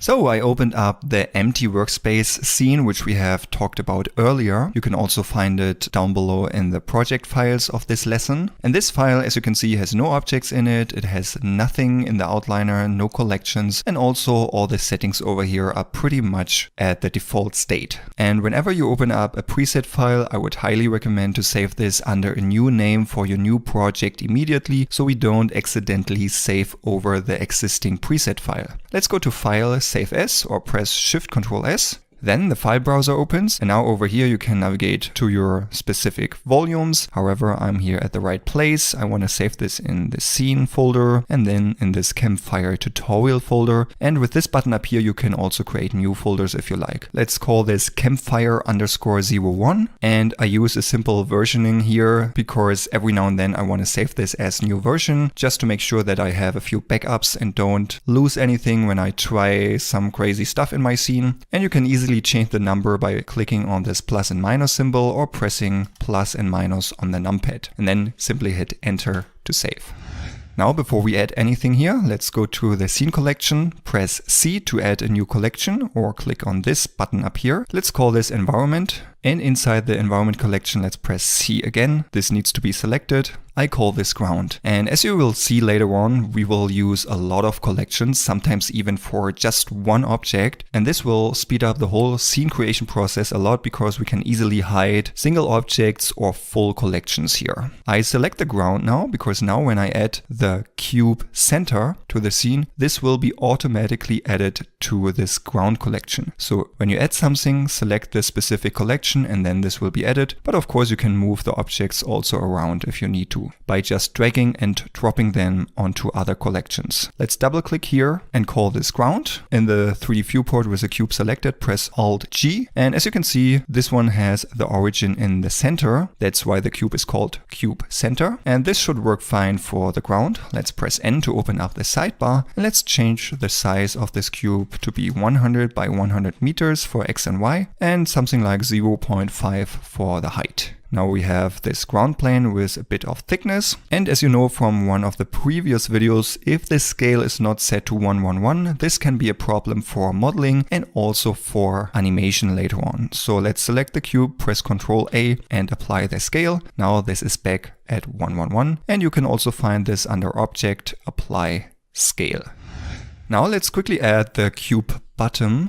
Press Alt G, so it's back in the center. And now you can see this is sticking in the ground here and it's not perfectly lying on top of the ground. And that's because, let's press numpad 1 to see it from the side. You can see the ground is a bit above the Z axis here. So let's select the ground and then let's move it down by -0.25 because it has a thickness of 0.5 and we need to move it down the half of it, and that's 0.25. And now this cube here stands perfectly on the ground. And then every time we add something here to the scene and press Alt G to recenter this, it's perfectly sitting on the ground. Let's move this new cube out of this collection. Just drag and drop it onto the scene collection. And let's color the ground here. Select the ground, go to the material settings. And as you know, we can change the material over here to something more brownish. This should be a desert environment. And let's call this material ground. Then let's create a new collection. Let's select scene collection, press C. Let's call this scene helpers. Let's move it up here. And for now, let's also move the cube bottom 001 in here, move it a bit to the side. And inside the scene helpers collection, we will add all the objects we need for creating our scene, which helps us measure stuff and stuff like this, or control animations later on, but won't be rendered, so we can turn off the collection later on.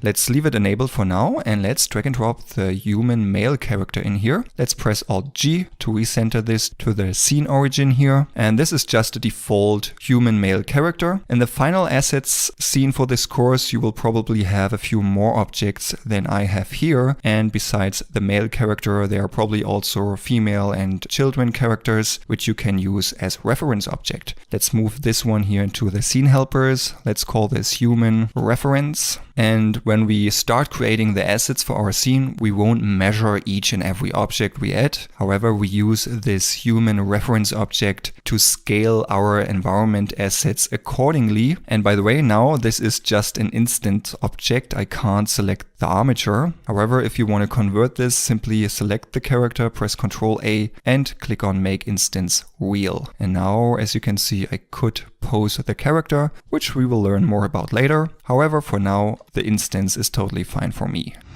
So, and one last thing I want to set up here is under the render settings, ambient occlusion. If I enable this, you can see that here in these corners, this shadow will appear, which helps us a bit better to understand if an object is actually standing on the ground or not. And I find this quite helpful when creating stuff. One little note here, when I move my view around, you can see this weird ghosting effect around the objects, which is caused by the viewport denoising. If I disable this, you can see this disappears. And this is also what I would recommend when we create the cubic world scenes, to disable viewport denoising, because it's just denoising some of those effects like ambient occlusion, which then adds this weird ghosting to the viewport. Of course, not to the final render, but to the viewport. Now let's save this and let's go over to setting up the camera. In this video, we will learn how to set up an isometric camera, which we can use for all our cubic world scenes.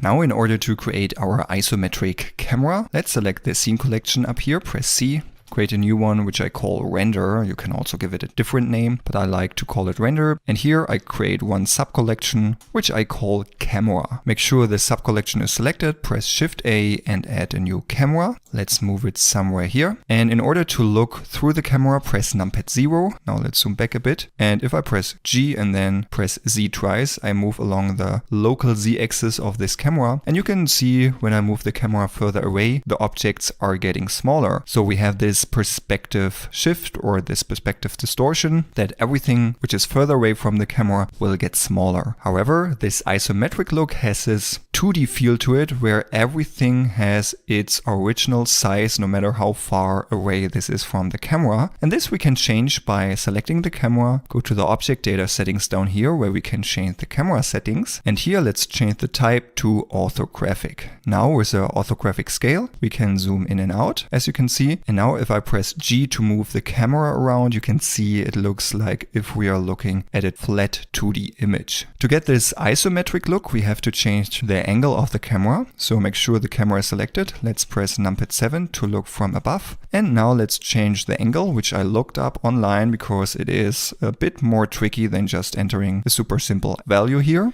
It's a special value, 54.736 for the X rotation, 0 for Y, and 45 for Z. Let's move this over here a bit, press 0, and now you can see we have this nice perfect isometric look. However, you can of course leave this if you like, but I feel that's a bit too much from the top-down view, which I don't like that much. So I usually change this to something like 65 degrees, then move this down a little bit, so it looks as if we are looking a bit more from the side. But it's totally up to you what you do here, and later on we might also rotate the camera a bit along the Z-axis, so I'm not fully always sticking to this perfect 45-degree angle here.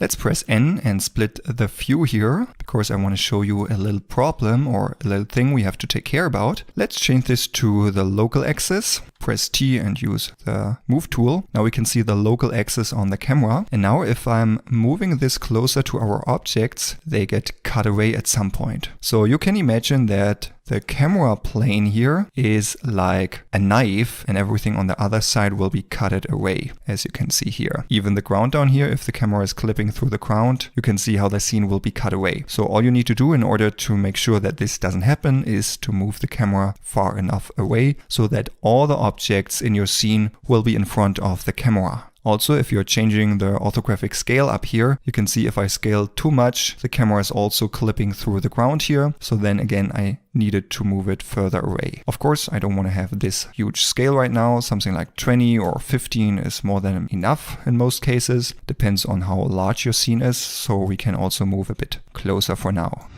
Let's remove this window here once again. And one other thing I want to set up for the camera. When the camera is selected and we want to move around, simply press G. And you can see that even though when the objects are outside of the camera frame, I can still see them. And I find this a bit distracting because then I don't actually just see what will be in the final rendered image. And in order to change this, we can go to Viewport Display, pass by 2, and then crank this up to 1. You can see here I can change the opacity from what's outside of the camera view. And I like to set this to 1, and now I can just see what's inside the final rendered image.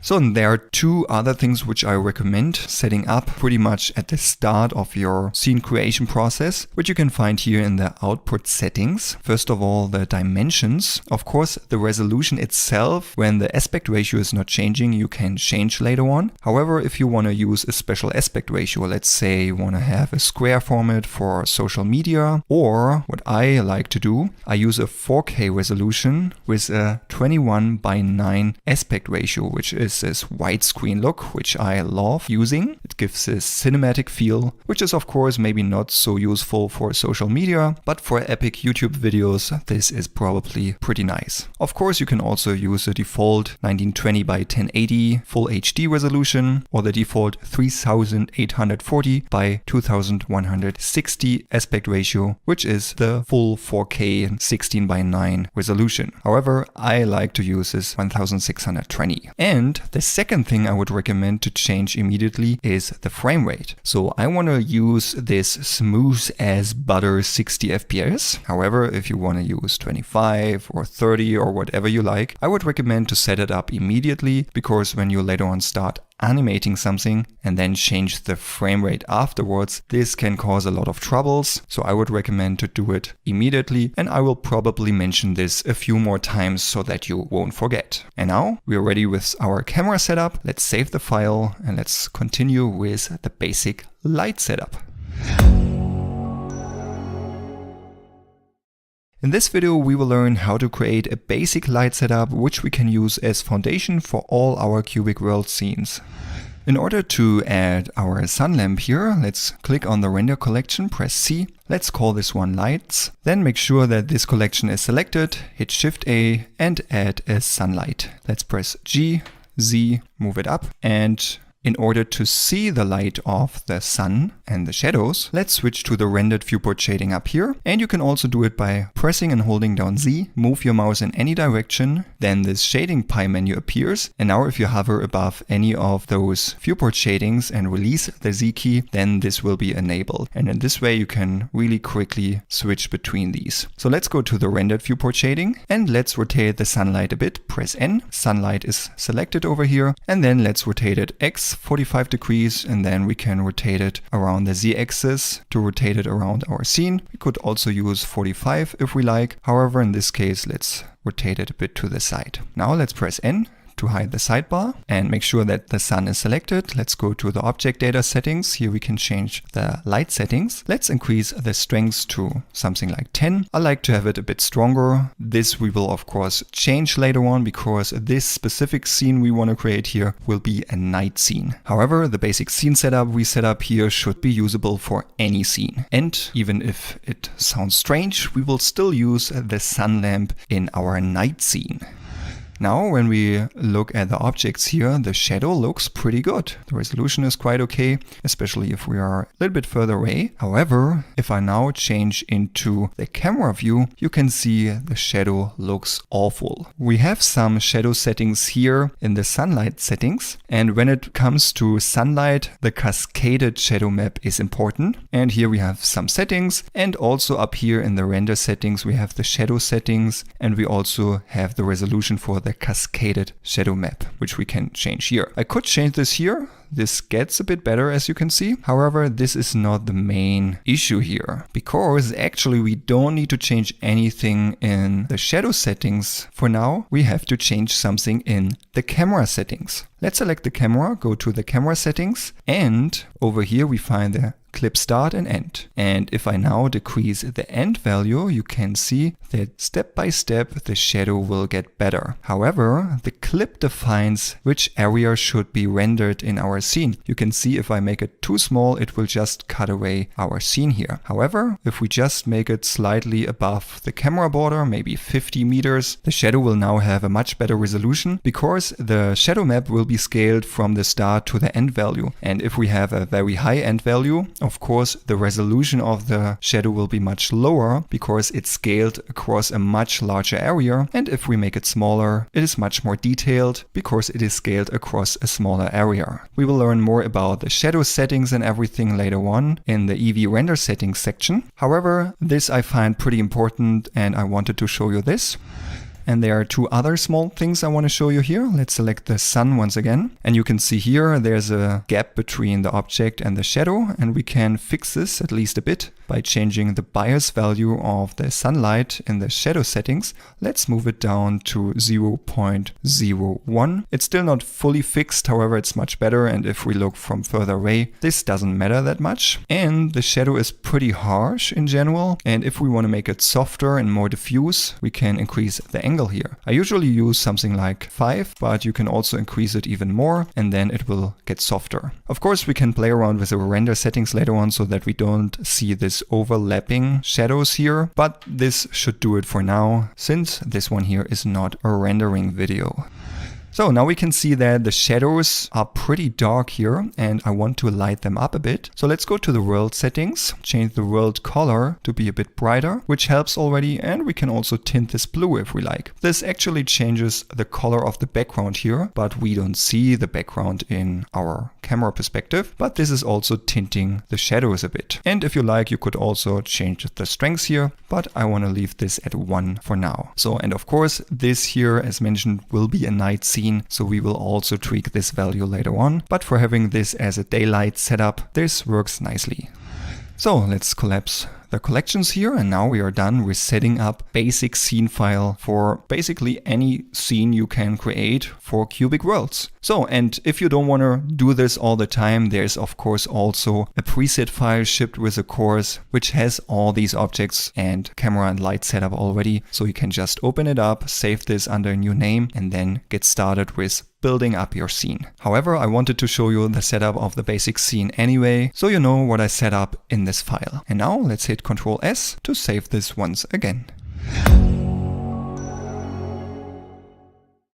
In this video, we will start to model the assets for our scene here by creating the campfire assets.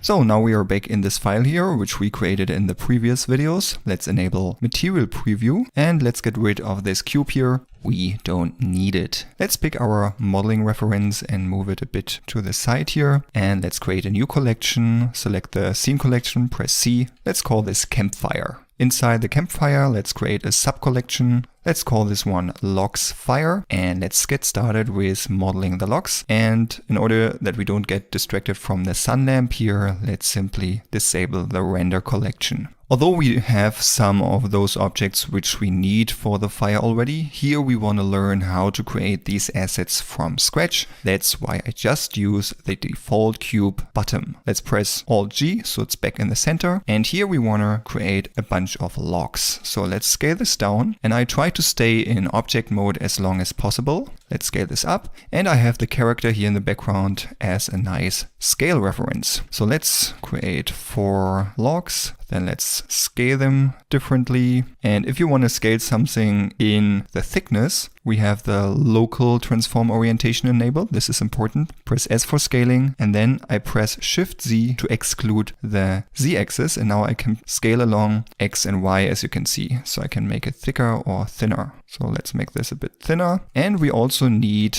longer logs, which we will use for the cooking pot. So let's create 2 long. And now let's add some variation here. Let's hit Shift D, scale this down a bit. And then we have this cut off branches here on the side, which makes this look a bit more interesting. First of all, I just add them to a few sides here. And also up here, let's duplicate this one here. We want to have like these 2 branches where we can lay another branch on top.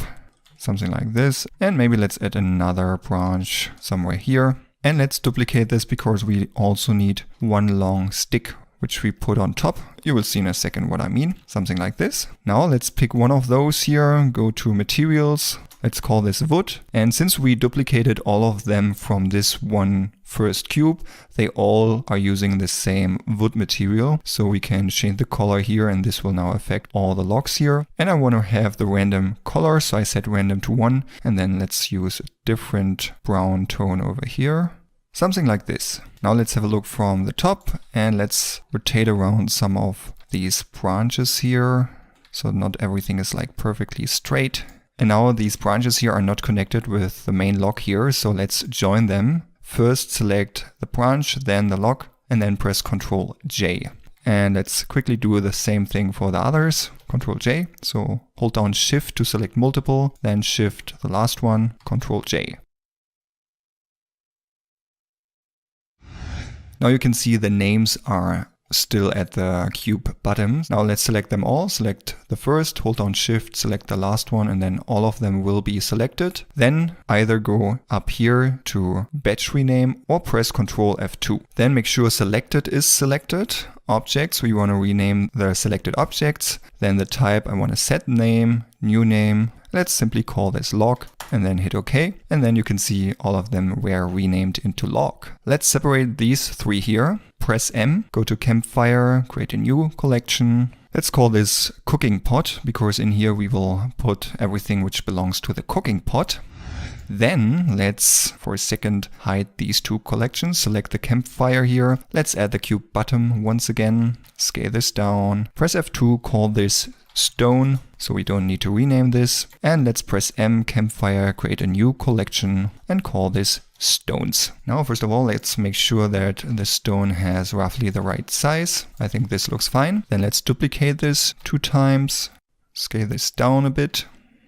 Then let's duplicate these 2. And as you can see, I try to stay in object mode. We're scaling everything for now. And then later on, if I need to change the shape, I can switch over to edit mode. So now I have 3 stones. Now let's join the outer parts to the inner part, and then let's switch over to edit mode. But before we do that, let's select them all, press Ctrl A and apply the scale, which is important before we go into editing, because this can cause trouble. Then up here, let's pick the face selection. Then let's scale this one down, move this down a bit. Same for these 2. And then use the edge selection and press double G when you select one edge, so you can slide it along the existing surface. And in this way I quickly slide them a bit to create a bit more interesting shape here. Now let's hover over the other one and press D to switch to edit mode of this one here. If this feature is not working for you, go to Edit, Preferences, Interface, make sure that developer extras is enabled. Then you have this additional tab down here, and then you can enable the switch object operator. So let's press 3 for the face selection. Let's scale these two down as well. Then 2 for the edge selection,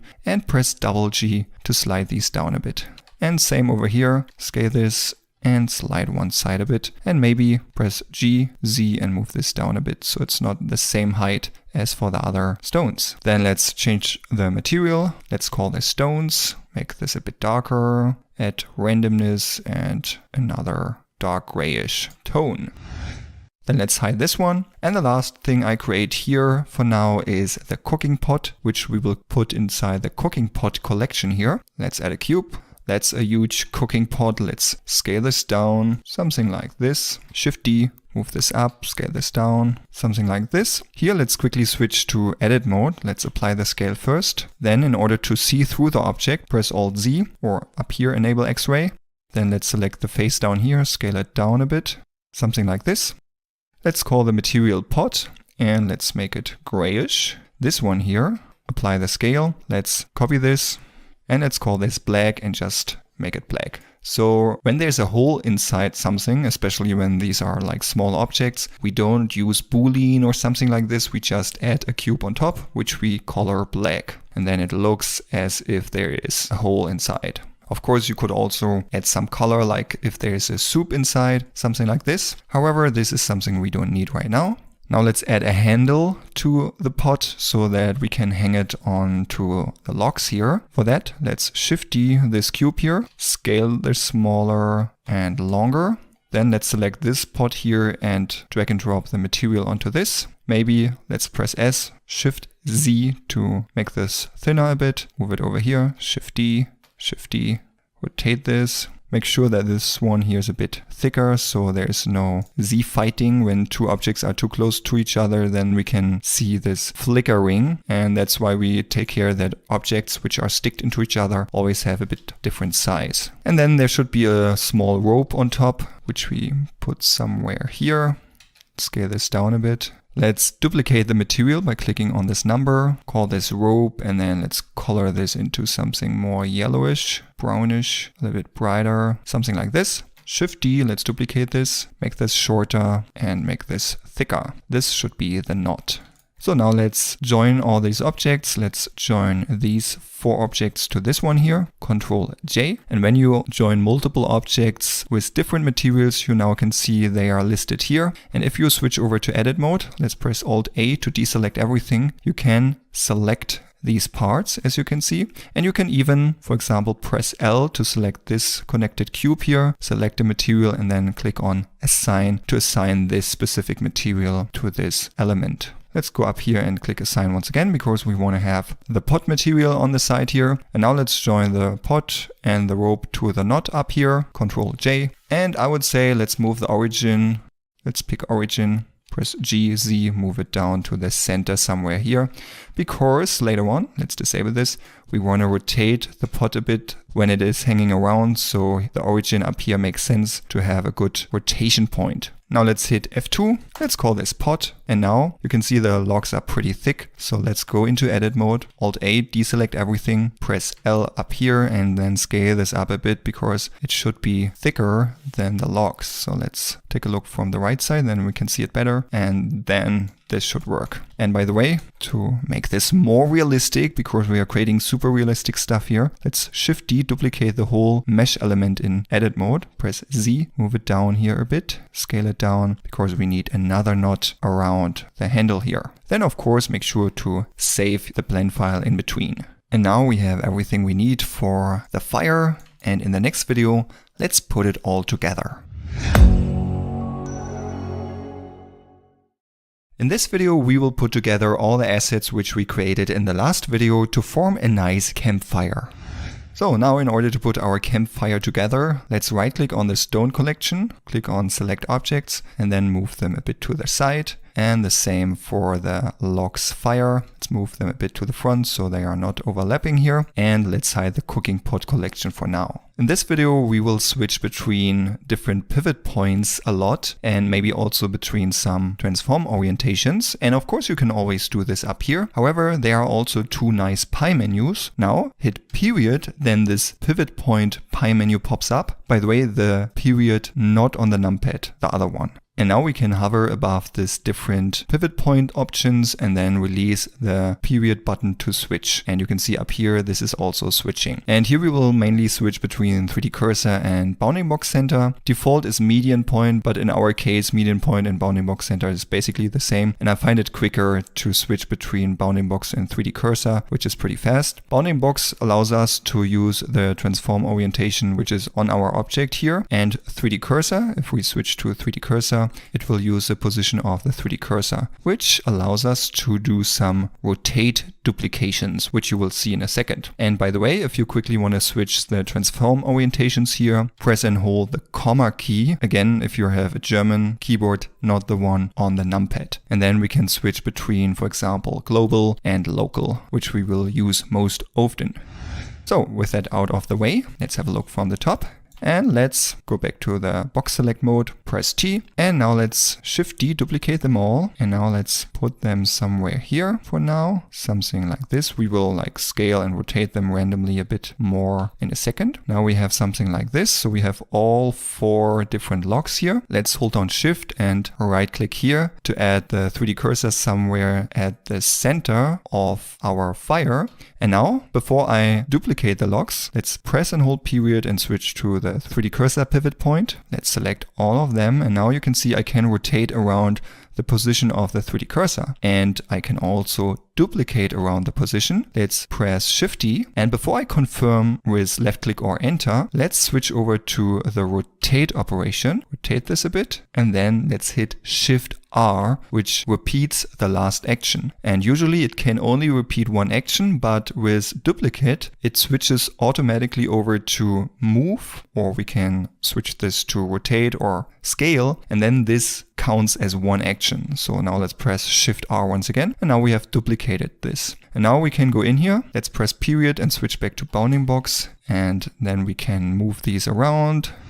And in order to scale them all a bit randomly, let's select them all. Let's press C, scale this up a bit and draw over here. And just make sure that we don't select the ground here. And in order to make sure that we never accidentally select the ground, let's go to environment here. And then disable this little arrow here. If you don't have this arrow here, then click on this filter and enable this here. This is the restriction toggle for selection. That means now we can't select the ground even if we click on this. And now I can easily select all the logs here without accidentally selecting the ground. And now in order to randomize the transform, let's go to Object, Transform, and go on Randomize Transform. Let's right click on this and click on Add to Quick Favorites. That means if I press Q, I have my Quick Favorites menu, and you can basically add anything you like to this Quick Favorites menu by right clicking on the option and click on Add to Quick Favorites. And now you can see we have this randomized transform here, and I have some other things as well. I added some modifiers to quickly add a mirror modifier, for example. However, here just click Randomize Transform. Then this menu down here pops up. If this menu does not pop up, click on View and then enable Adjust Last Operation. And then we can, for example, play around a bit with the rotation, and let's set this to even scale and hold down Shift while changing the value here. Then we can change the scale a bit, not too much. Then let's go in here and maybe let's scale some of these very big logs, and let's rotate some of them more towards the inside. These we will color a bit more darker in a second, so the whole fireplace looks a bit more dense and a little bit more super realistic, you know. If you want to use the free rotation, simply select something and press R twice, and then you can freely rotate the object by moving into different directions with your mouse, which adds a bit more freedom when like placing things a bit more randomly. Let's scale this down here a bit because like the 4 big logs here are all the same. Then let's press R, Z twice in this case because I have the global transform orientation enabled up here. Scale this down a bit. So I just want to make sure that it's not too obvious that some of the objects are the same objects and they are placed on the exact same spot. Something like this. Now let's select one of the logs down here. Maybe let's move this up a bit. And it doesn't really matter if some of the objects are clipping into each other because the camera is usually quite far away, then we don't see this anyway. Let's duplicate the wood material. Let's call this one wood burnt and make this a bit darker and a bit more grayish, and disable random here. Then let's select some of the wood pieces which are inside the fire. And then as last one, let's select this one. And then we can press Ctrl L to open up the link transfer data menu and then click on link materials. Then it will copy the material from here to all the other selected objects. Maybe let's add this one here as well. So let's select this one here and then just drag and drop it onto this one. And maybe same over here. Yeah, I think this looks good to me. Now let's go over to the stones and do a similar thing. Let's, in this case, just move them. Put them somewhere here, something like this. Now let's switch over to the 3D cursor pivot point. Let's select these three objects, Shift D, then press R immediately, rotate this a bit, and then Shift R twice to repeat the last action. And then let's hit period and switch back to the bounding box center pivot point. Now let's move them a bit to the right spot. But before we do that, let's right click on the stones, select objects, press Q and click on randomize transform. Then set X and Y to 0 and change the Z rotation and the scaling a bit. So now let's move this stuff around until it looks good. Something like this. And now there's one thing left here for the fire. The ground below looks too bright to me. So let's add a cube bottom here. And now this was added into the stones collection. Let's actually create a new collection here. Call this ground burnt. Put this down here and call this burnt ground. And then let's press Alt G to move it to the ground here. Scale this down and make this very flat. Something like this. Move it over here. Scale this down a bit more, something like this. Let's call this material ground burnt, give it a darker color, a little bit brownish, something like this. And then let's duplicate this, scale this one a bit smaller, and same to the other side. And first of all, let's apply the scale, and then we can switch over to edit mode. As you can see, you can also select multiple objects and switch over to edit mode. Let's use the vertex selection and let's move some of the vertices around. Important, I have X-ray enabled here, so I can also select the stuff which I can't see. And now I just change the shape a bit so that I cover the full ground here, but I don't change the geometry in terms of adding loop cuts or anything like that. I just shape the cubes because, as you know, Cubic Worlds is made out of cubes. So now we have the fireplace here. Let's add the cooking pot thing. So let's place one thing over here, one thing over here, this one on top, somewhere here. And you can see it's not long enough, but in this case, I wouldn't scale this in object mode because then this branch thing will be distorted. So let's first of all move this down here, and then let's simply go to edit mode, select this face and press G twice, and then press C to move this longer in this specific direction here. Slide this along here, something like this. And it's always nice if not everything is like perfectly straight. So let's rotate this a bit, something like this. Let's grab the pot here, move this to the position here, move this up. And the knot up here is not big enough. Let's select this, scale this up even more. So that's covering the whole log here. And it's hanging nicely above the fire. And here it's floating a bit. Let's move this down. Same for the pot. And this is looking good. Now the last thing, we still have these logs over here. Let's select them all. Press M, go to Campfire, New Collection. Let's call this log pile because we want to create a small pile of logs here. Let's press RX 90 to rotate this 90 degrees. So simply type in 90 on the keyboard, move this up a bit. And now let's put them a bit closer, rotate them a bit randomly, maybe swap this around, duplicate this, move this up here.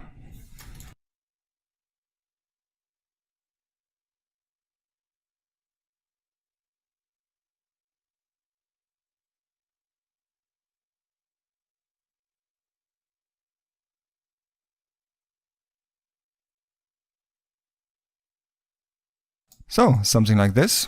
And let's just move it to the side here. We will decide later where to pack it in the scene. But now we have the campfire and our log pile here. Maybe call this logs pile instead. Let's move this up. So we have the logs along here, maybe stones up and ground. Yeah, you can like sort this in a way you want, but that's it for the campfire. And by the way, if you want to check your scene in between, make sure that the render collection is enabled and click on the preview collection and enable render viewport shading. And this is how it looks like without any outlines enabled here or any helping objects. And yeah, looks pretty nice. Now, just in case, make sure to select everything here, press Ctrl A and apply the scale. And the actual fire with the particle simulation we will do a bit later in a separate video. And now, don't forget to save your blend file. In this video, let's create the